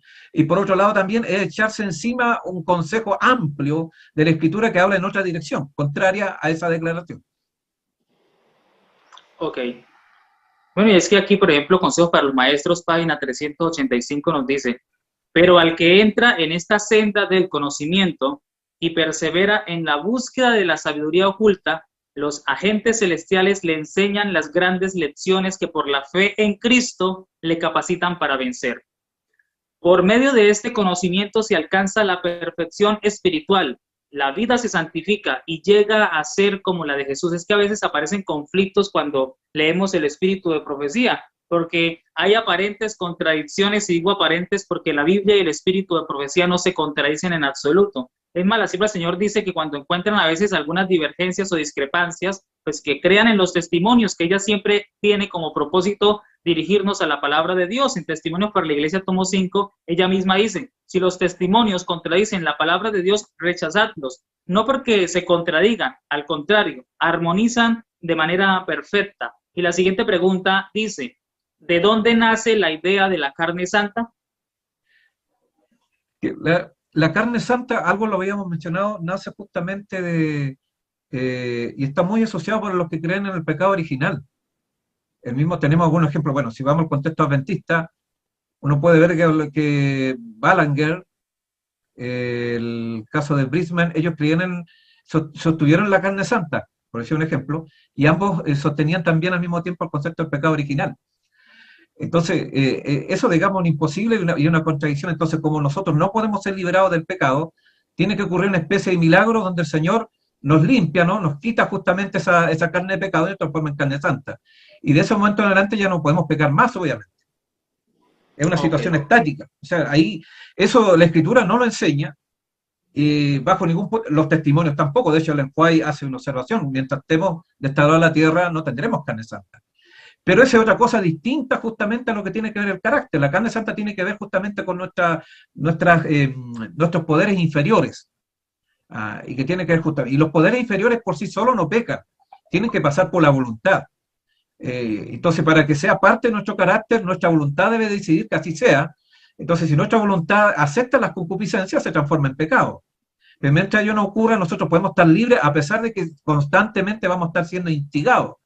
Y mientras estemos, de eso se trata. Por eso el apóstol Pablo presenta como un conflicto. ¿Por qué es el conflicto para nosotros? El gran conflicto se traslada a nuestro yo, ese combate entre las facultades superiores versus los poderes inferiores del alma o de nuestro ser. Y no que tengamos una dicotomía, ¿no?, entre alma y espíritu y cuerpo, como lo pueden entender, digamos, el pensamiento platónico, neoplatónico. No, no. Esto tiene que ver justamente con poderes. Somos un ser integral, pero obviamente tenemos justamente esas dos áreas de nuestro ser están en pleno conflicto, y que ahí nosotros tenemos que someterlo a través de la gracia del Señor y también a través de decisiones diarias de nuestra voluntad. Así que en ese sentido no estamos obligados justamente a pecar, a pesar de que estemos, digamos, en esa circunstancia de conflicto entre lo que tiene que ver. Y Romanos capítulo 7 habla justamente de eso, o sea, el dejarse avasallar justamente por esos poderes inferiores del ser, ¿no? Por los poderes de la carne, por el zar, y dejando, digamos, que la voluntad sea avasallada. Pero no estamos obligados a estar en esas circunstancias. Por eso el apóstol Pablo en Romanos capítulo 8 dice que da gracias a Dios porque hay esperanza. Hay esperanza porque podemos salir justamente de esa situación de miserable, porque esa es la sanción final, no dice miserable de mí. O sea, podemos dejar, la vida cristiana no es una vida miserable, ¿eh? No, en ninguna parte dice eso. Entonces, no puede haber un cristiano miserable. Es miserable aquel que dejó de serlo. Ese es el punto. O sea, somos miserables cuando dejamos de ser cristianos. Eso es lo que está diciendo, digamos, el texto también. O sea, la vida miserable es de aquel, obviamente, que dejó de ser cristiano, dejó de depender del Señor y volvió al pacto antiguo. También Pablo lo dice en Gálatas, ¿no? Gálatas capítulo 5, 4 habla justamente de eso. O sea, ¿por qué debes volver al antiguo pacto, no? Volver justamente a las prácticas anteriores, a la carne. Cuando uno vuelve al antiguo pacto, vuelve a la carne, y en la carne, digamos, la que empieza a llevar justamente una incoherencia. Yo sé que tengo que hacer el bien porque ya me entregué a Cristo, pero si volver a la carne se genera justamente esa frustración. pero esa frustración puede ser derribada gracias a las promesas que Dios ha establecido. O sea, en este sentido no estamos solos. Si el Señor nos dice que podemos salir de la carne y vivir en el Espíritu, Romanos capítulo 8 o Romanos capítulo 6. Ahorita que Romanos capítulo 6 es un capítulo de victoria que no tiene nada que ver con el pecado. Romanos capítulo 8 también. Entonces, tenemos capítulos cercanos al capítulo 7, ¿no? El que antecede y el que le sigue, que presenta justamente la vida cristiana en sus verdaderos términos. Amén. Y hay algo muy interesante que quiero que la audiencia tenga en cuenta, y es que a veces cuando se aborda el tema de la carne santa, se le levanta un falso testimonio a las personas que predican acerca de la perfección del carácter. Las personas que hablan acerca de la teología de la última generación, que va a haber una generación, de acuerdo a la Biblia, el espíritu de profecía, que va a vivir sin pecado delante de Dios, no porque tenga méritos alguno, sino porque esas personas reciben la justicia de Cristo y son las obras de Cristo en la vida de la persona que impide pecar.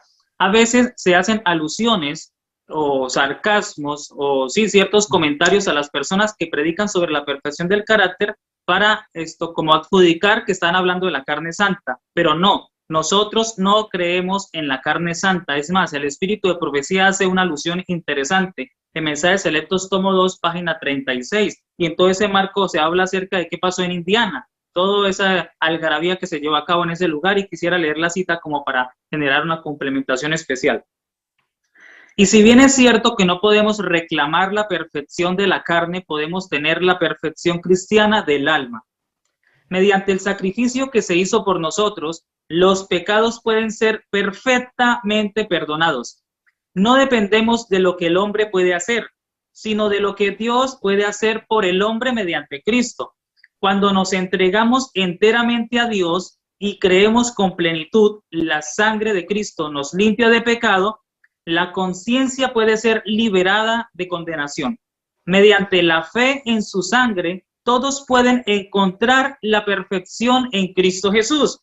Gracias a Dios, porque no estamos tratando con imposibilidades. Podemos pedir la santificación, y páginas circundantes a esta cita complementan de una manera más especial el tema de la perfección del carácter. De que la carne santa no es bíblica, es una doctrina falsa, pero la perfección moral sí se puede llevar a cabo aquí en la tierra. Que nuestra experiencia nos lleve a pensar que no es posible porque caemos, nos levantamos, no quiere decir que no sea bíblico. Ahora, el desafío está en a quién le vamos a creer. Si nuestra experiencia dice que no somos capaces, pero si la Biblia, y ampliadamente de manera muy importante el espíritu de profecía, y nos dice que sí se puede, ¿a quién le vamos a creer? A nuestra experiencia, lo que Dios dice. Pienso que es importante considerar a Dios, su palabra y lo que Él dictamina para cada uno de nosotros. Otro aspecto a complementar, bueno, la carne santa tiene que ver con la parte prelapsaria, naturaleza prelapsaria. Esa fue carne de pecado que habla el apóstol Pablo, que es la carne que todos nacemos, carne caída, es la porlapsaria. Ahora, Cristo Jesús vino en carne santa, obviamente, claramente la Escritura no habla que vino en carne santa tampoco. El apóstol Pablo dice que vino en carne de pecado. Entonces eso nos muestra justamente que por eso pasa a ser nuestro ejemplo, porque él viniendo en una condición de carne de pecado fue capaz, digamos, de vencer el pecado en la carne. Y esa misma situación es para nosotros, pero es vencer en carne de pecado, no vencer en carne santa. Esa categoría carne santa no la encontramos en la Escritura, o sea, no existe en el lenguaje bíblico. Solamente la experiencia sí existió, la época edémica de Adán, pero después de eso, y bueno, y cuando venga nuestro Señor Jesucristo y esto incorruptible se transforme, o sea, esto corruptible en incorruptibilidad, hay, obviamente. Pero mientras tanto tenemos que estar luchando en Cristo y el conflicto va a permanecer, así que no. Eso de carne santa es un invento, ¿no? Y aquel que lo introduzca es una contradicción porque no tiene sentido. Ok. La presencia del pecado es lo que hace que nosotros no podamos tener carne santa, ¿sí? La etapa prelapsaria, sí, y cuando venga el Señor Jesús, por eso la sierva del Señor, haciendo énfasis a ello, dice, el toque final de la inmortalidad, cuando el cuerpo también físicamente pueda ser santo. Aquí en esta tierra nos duele una rodilla, nos enfermamos, el cuerpo envejece, y cada día nos vamos mirando en el espejo, nos vamos a ver más cansados, más deteriorados, pero cuando el Señor Jesús venga, sí va a ser posible estar santificados en la carne. Mientras tanto, no es bíblico. La teología de la última generación no cree eso. Sigamos, la siguiente pregunta dice, si para ser perfectos debemos estar en armonía con la ley, lo imposible es que podamos ponernos en armonía con nosotros mismos. Esto es lo que es posible, perdón, hubo acá una confusión en el texto. Vuelvo a leer. Si para ser perfectos debemos estar en armonía con la ley, lo imposible es que podamos ponernos en armonía con nosotros mismos. Esto es lo que es imposible para el hombre, pero no para Dios. Claro, es que acá el tema, digamos, no son nuestras posibilidades, es la posibilidad que Dios estableció. Y ahí entra Cristo justamente. Cristo nos dio esa posibilidad. O sea, la humanidad de Cristo es importante estudiarla y hay que considerar, lo vimos el viernes pasado, y cuando Hebreos justamente construye el sumo sacerdocio de Cristo y la intercesión de Cristo sobre su naturaleza humana, ¿no? La naturaleza humana de Cristo, su encarnación, nos da justamente esas posibilidades. Cristo nos vino a mostrar que era posible. Eso está claro. O sea, por eso los evangelios registran eso, los comentarios apostólicos sobre la vida encarnada de Cristo, Dios hecho carne, nos expresan con claridad la factibilidad justamente de la perfección en nuestra condición caída. La perfección moral, no es la perfección, otra vez volvemos a lo anterior, no es la perfección de nuestra carne, es la perfección moral. ¿Ah? Y se dieron todas las condiciones y se dan todas las condiciones para que ello ocurra, pero eso es a través de la fe, pero también tenemos que colaborar con el Señor, ya lo mismo el principio colaborativo, cooperativo, tenemos que ir, o sea, la voluntad tiene que ejercer decisiones, tomar decisiones, avanzar, para que entonces el poder de Dios pueda entrar en nuestra vida y pueda hacer justamente ese milagro que necesitamos. Así que eso, digamos, no es una imposibilidad, o sea, humanamente es imposible, o sea, desde la lectura, teológica, humana, lamentablemente se ha transformado como una imposibilidad porque se han agregado categorías, digamos, que están ajenas a la realidad bíblica. ¿Ah? Hay categorías, digamos, filosóficas donde la perfección es superior en el mundo celestial y la imperfección pertenece al mundo terrenal. Entonces, si trabajamos estoy simplificando, porque en realidad es más compleja esa estructura, pero si obviamente la perfección pertenece al mundo no terrenal, sino solamente al mundo celestial, luego entonces, digamos, hablar de perfección en este mundo terrenal es imposible. Pero eso es una categoría dicotómica filosófica que la escritura no lo establece. La escritura habla obviamente que sí es posible, porque estamos repletos de textos que sí lo dicen. Antiguo y Nuevo Testamento, y por eso comencé hablando de textos de la escritura que hablan justamente de la perfección tanto en el Antiguo y en el Nuevo Testamento. Entonces no es algo, no es una imaginación, esto no es un invento, está atestiguado por la escritura y agregamos los testimonios para nuestro tiempo, digamos que son más explícitos aún, que especifican y entregan elementos adicionales que nos dan más seguridad. Ahora, si no hemos alcanzado esa idea, el problema no es del Señor, no es de la palabra, el problema somos nosotros. Entonces, ese es el tema, una cosa que nosotros no queramos, no creamos, pero ya el problema es humano. Pero la palabra de Dios va en otra situación. Entonces, si usamos argumentos empíricos, si usamos mi experiencia o la experiencia de otros de que es imposible, obviamente es algo imposible. Entonces ya no sería la posible imposibilidad, sería la imposible, posible imposibilidad, no sería, no podría ser. Pero eso obviamente no tiene nada que ver con lo que es la escritura. Y gracias a Dios que esto no depende de los hombres, no depende de la experiencia humana, depende, digamos, de lo que Dios declaró en su palabra. Y tenemos además una nube de testigos de personas que lograron eso, lograron la perfección cristiana. No solamente Cristo, hay declaraciones de hijos de Dios en carne de pecado que lograron la perfección. Hay varios textos que hemos mencionado ya, Antiguo y Nuevo Testamento, así que también tenemos una nube de testigos que nos muestran con claridad de que eso es posible. Amén. Y es que mira, Consejos para los Maestros 236 dice, Cristo dio su vida para hacer posible que el hombre fuese restaurado a la imagen de Dios.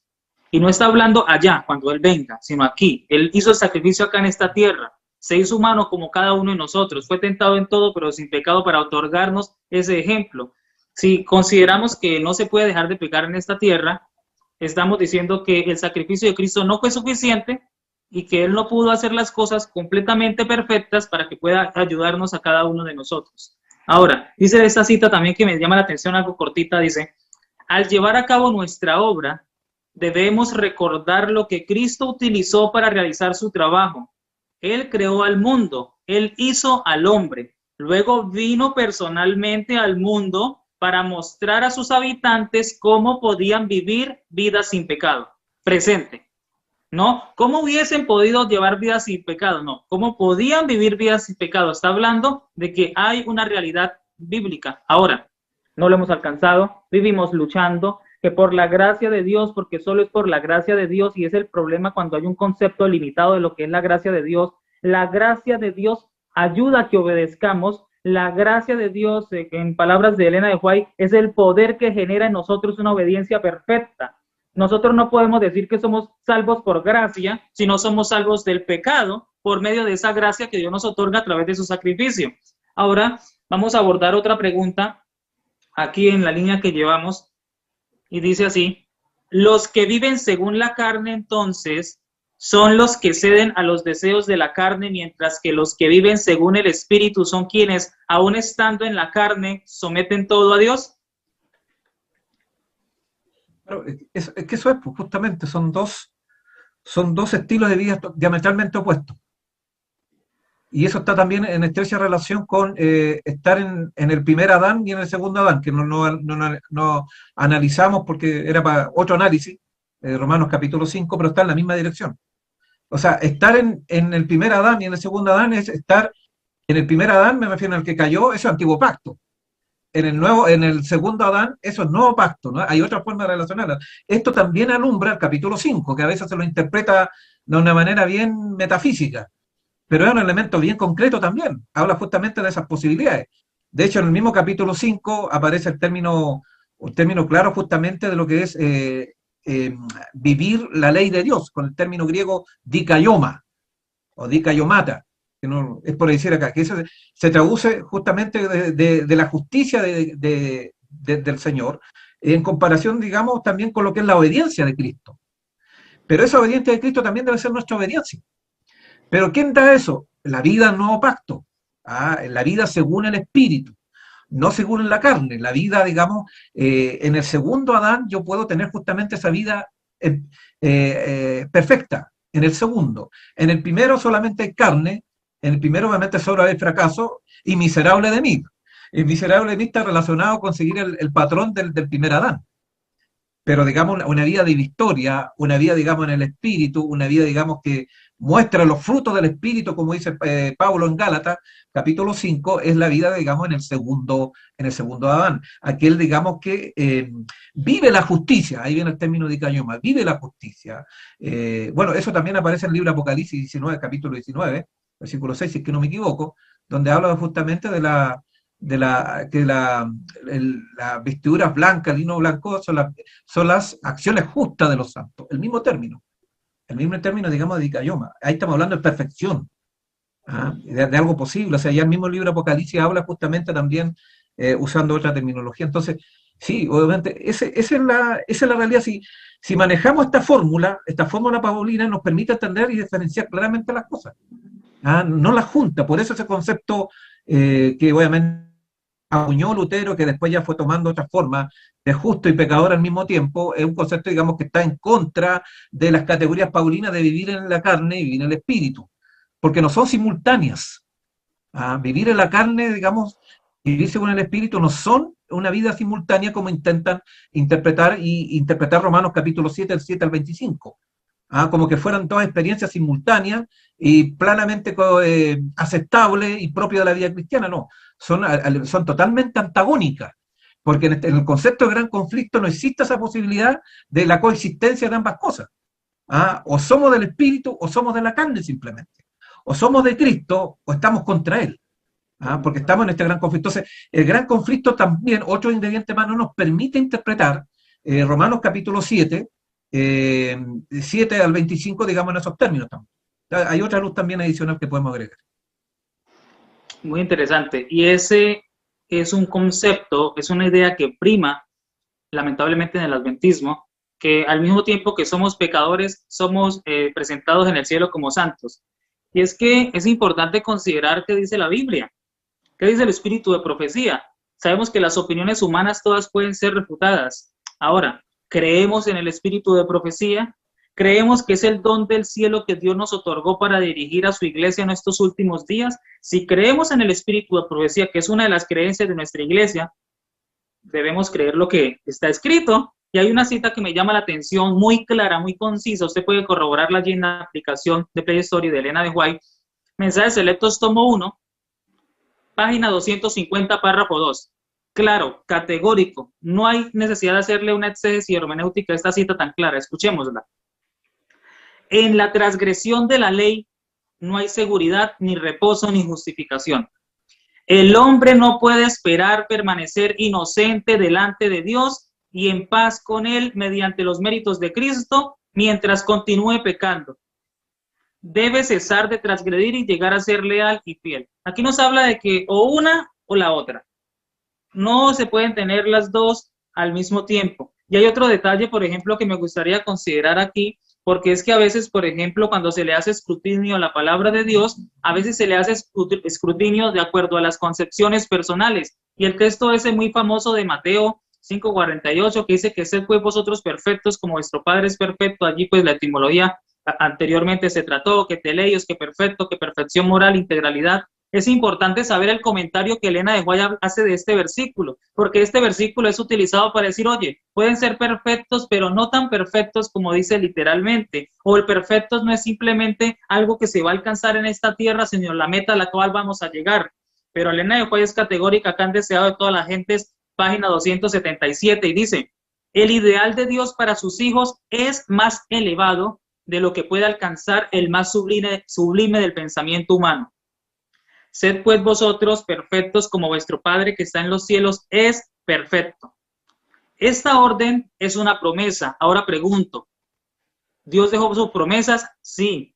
Otra pregunta, ¿será que Dios cumple las promesas? La sierva del Señor nos dice que la perfección de carácter, que es la perfección de Cristo en nuestras vidas, es una promesa. Dice que esta orden es una promesa, entonces Dios puede cumplirla, pero para cumplir esa promesa hay condiciones que nosotros debemos llevar a cabo porque todas las promesas son condicionales. El plan de redención contempla nuestro completo rescate del poder de Satanás. Cristo separa siempre del pecado al alma contrita. Vino para destruir las obras del diablo y ha hecho provisión para que el Espíritu Santo sea impartido a toda alma arrepentida para guardarla de pecar. Yo pienso que estas citas son supremamente claras, toda esa presentación que el hermano José Miguel nos compartió también, todas las personas que quieran adquirirla van a tenerla a su disposición, ahí ya están bien organizadas cada una de las citas que fundamentan de manera muy especial esta promesa que Dios nos dejó, la de perfección de carácter, no perfección de carne, perfección moral.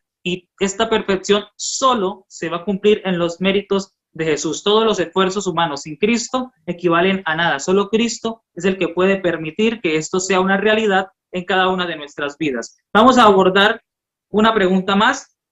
¿Cuántas veces podemos morir a la carne? ¿Una vez cuando nos convertimos? ¿O la conversión es estar permanentemente muriendo a la carne? Es decir, conversión como proceso. Creo que la segunda parte ya está respondiendo la idea. Es un proceso, ¿no? El tema es constantemente estar muriendo en Cristo, sometiéndonos a, a la gracia del Señor, y eso, digamos, algo permanente. O sea, por eso, digamos, Ellen White dice claramente, conságrate a Cristo todas las mañanas, que este sea tu primer trabajo. Y no solamente dice eso, sino que habla justamente que esto es algo constante, porque como estamos en una situación de desventaja, ¿no? Como vivimos en carne de pecado y nuestra carne es frágil, débil, estamos constantemente justamente recibiendo propuestas para pecar. Las propuestas son constantes, a cada momento. Entonces necesitamos estar perseverando. Bueno, ahí entra el otro término, ¿no? El término perseverar, más el que persevere, el término griego se usa en hipómene, el mismo que se usa, aquí está la paciencia, de los santos de Apocalipsis 14:20. Se traduce por paciencia, pero el término hipómene debería ser traducido mejor por perseverancia, aguante, estar constantemente. O sea, si uno se relaja en un punto, uno ya queda a merced justamente para caer en tentación. Por eso Cristo le dijo claramente a sus discípulos, ¿no? Él intentó que ellos perseveraran, ¿no? Velad y orad para que no entréis en tentación. El espíritu está dispuesto, no siempre está ahí el neuma, el espíritu, Pero dice el zar, la carne es débil. Y ese es un punto que debemos entender. Entonces, como nuestra carne es débil, es frágil, ahí claramente Jesús está hablando de que estamos en carne de pecado. Y él también, como había tomado carne de pecado, él necesitaba estar constantemente orando. Por eso Cristo oraba a tiempo y a destiempo. Bueno, y nosotros realmente, ahí está quizás la diferencia. Entonces, ¿por qué nos cuesta ver estos temas? ¿Por qué nos cuesta verlos por cristalizado? Porque nuestra vida a lo mejor no es de oración plena, como Cristo. Cristo se retiraba a las montañas, en lugares, a veces pasaban noches, clamando y orando, con lágrimas, ¿ah? Con dolor, o sea, con sufrimiento, clamando por sus discípulos, clamando por la misión que tenía por delante, por el pueblo de Israel para que se arrepintiera. Entonces, o sea, la vida de Cristo Jesús es un ejemplo en ese sentido. Nos mostró con claridad, digamos, hasta dónde llega la carne, y él como sabía eso, entonces no se sometió a la carne, por eso no pecó, por eso sin mancha. Porque no se entregó justamente a eso, pero no lo logró así nomás instantáneamente, él tuvo que tomar decisiones diarias, levantarse temprano, estudiar las Santas Escrituras, meditar, orar, trabajar, era un constante esfuerzo y decisiones permanentes. Entonces, no podemos lograr justamente ese tema, entonces, así una vez y ya, no. Me bauticé y estoy listo.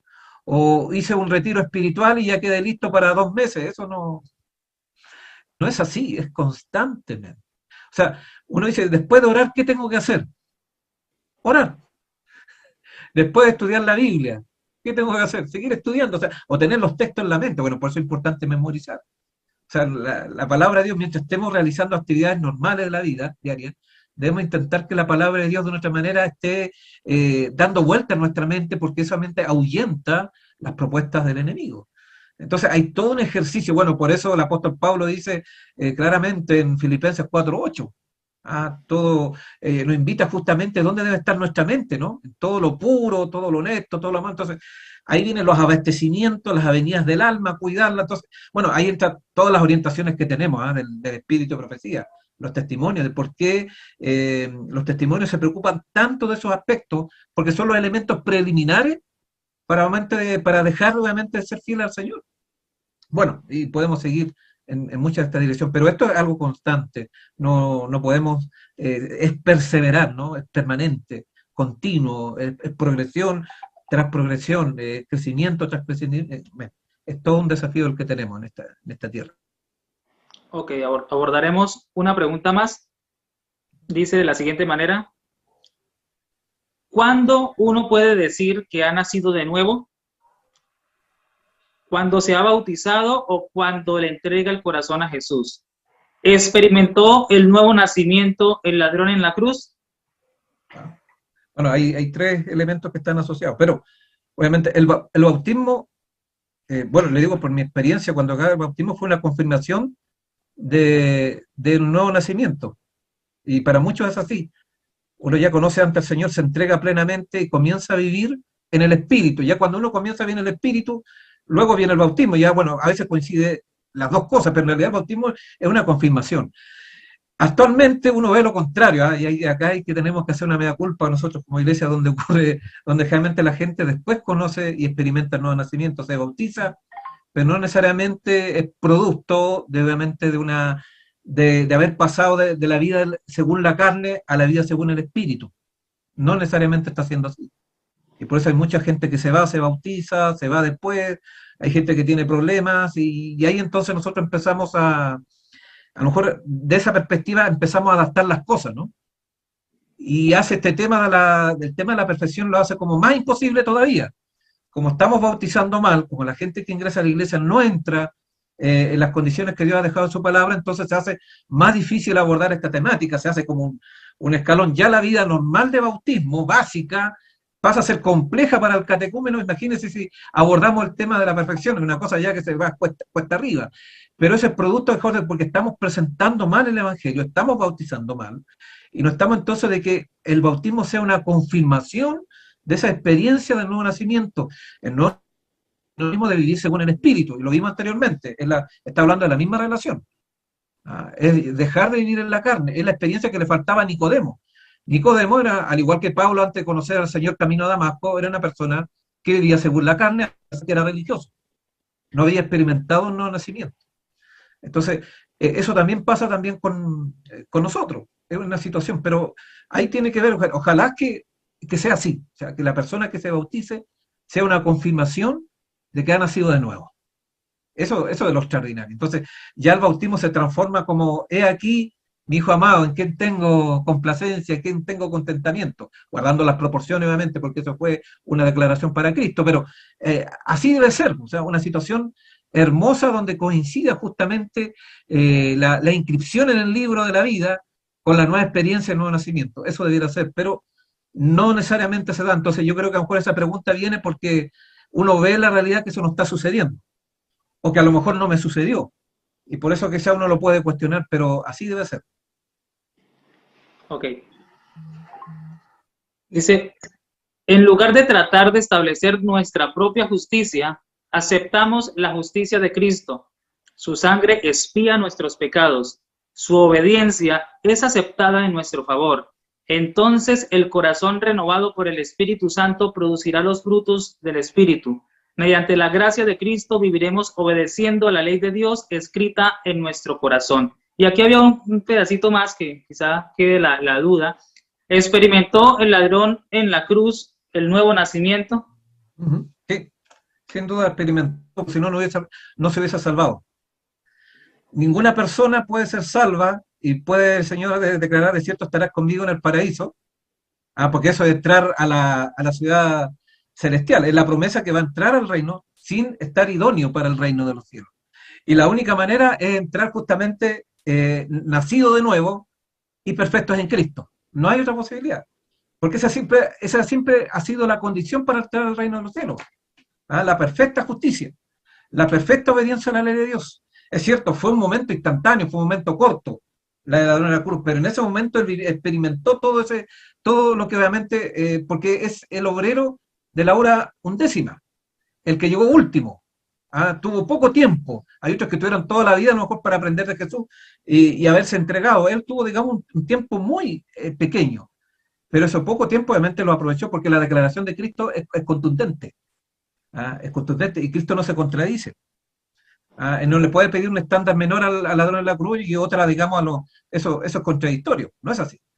Lo que sí, digamos, que en ese poco momento él se entregó plenamente al Señor, nació de nuevo, y Cristo, digamos, perfeccionó su corazón en ese momento, y por eso Cristo le dijo, bueno, eres apto para el reino de los cielos. Esa es la promesa. Y todos podemos entrar justamente en esa situación.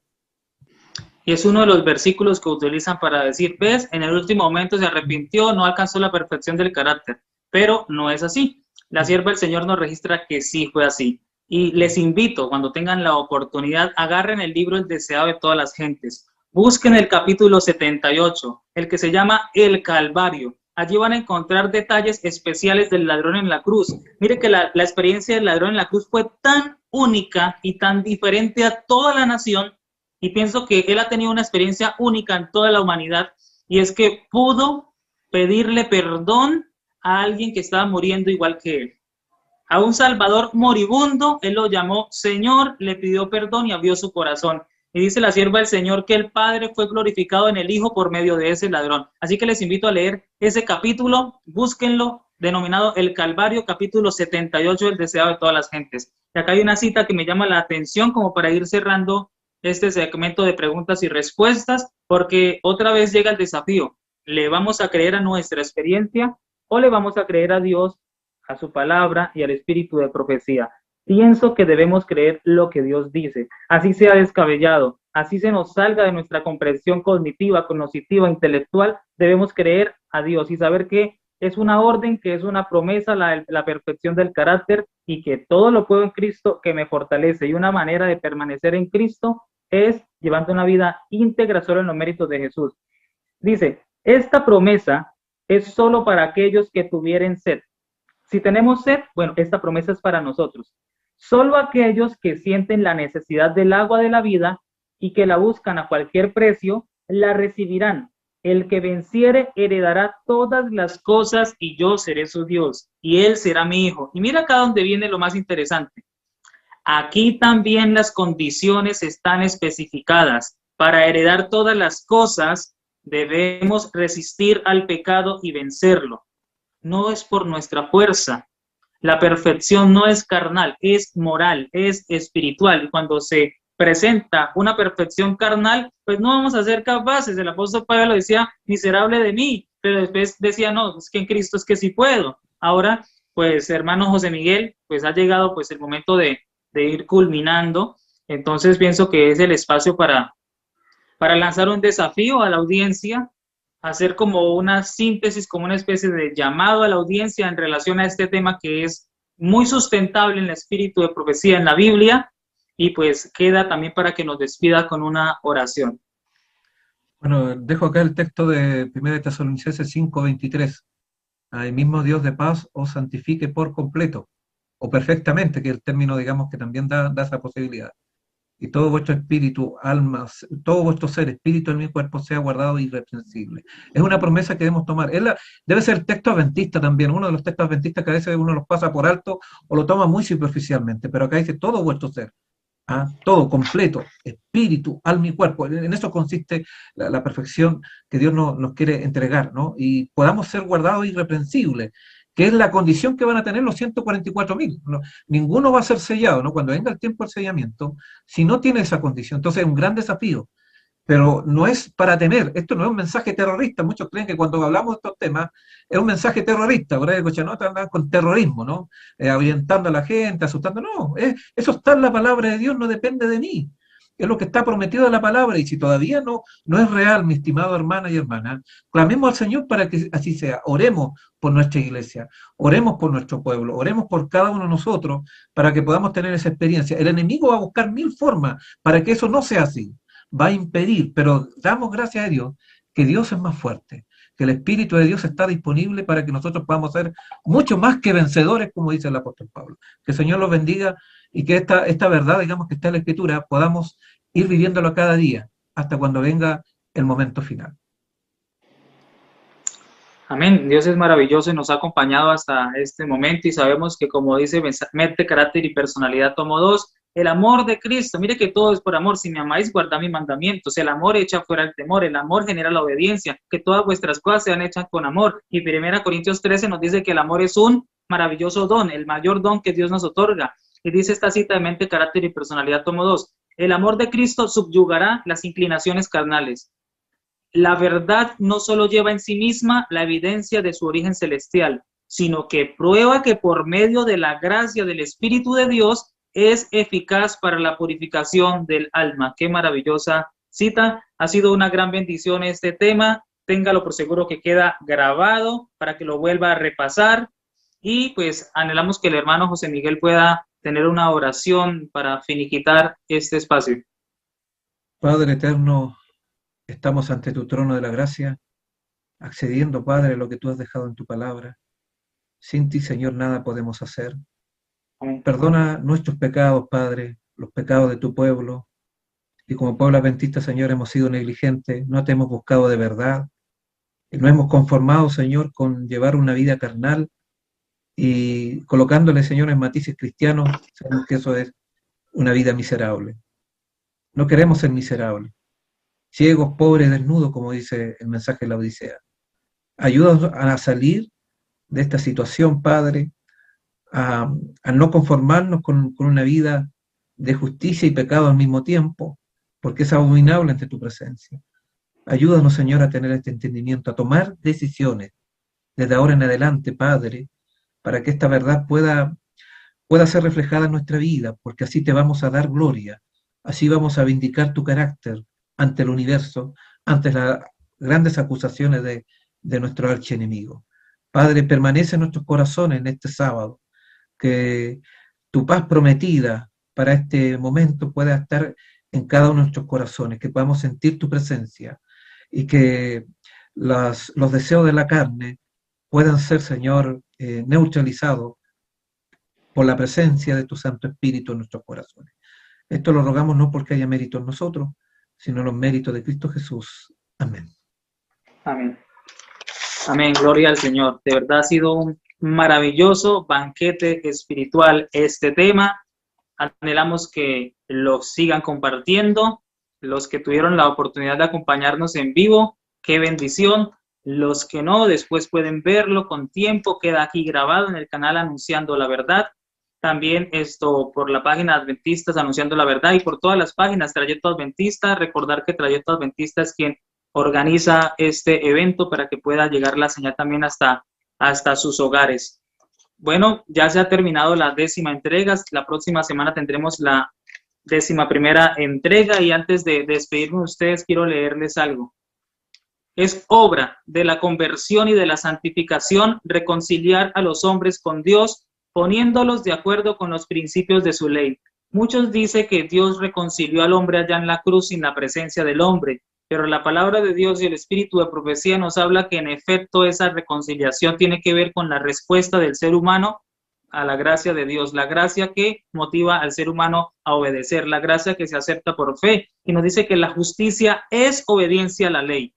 La ley demanda justicia y ante la ley el pecador debe ser justo, pero es incapaz de serlo. La única forma en que puede obtener la justicia es mediante la fe. No hay otra manera, es a través de la fe. Necesitamos que Dios pueda ayudarnos a fortalecer esa fe cada día, una fe viva que produzca obras para que se pueda ejercer esa justificación y santificación en cada una de nuestras vidas. Bueno, ha sido todo por hoy. Recuerden que les habló Lorenzo Rodríguez de World Lascal Ministry y esperamos encontrarnos en una próxima oportunidad. Que Dios les bendiga y que tengan una feliz noche.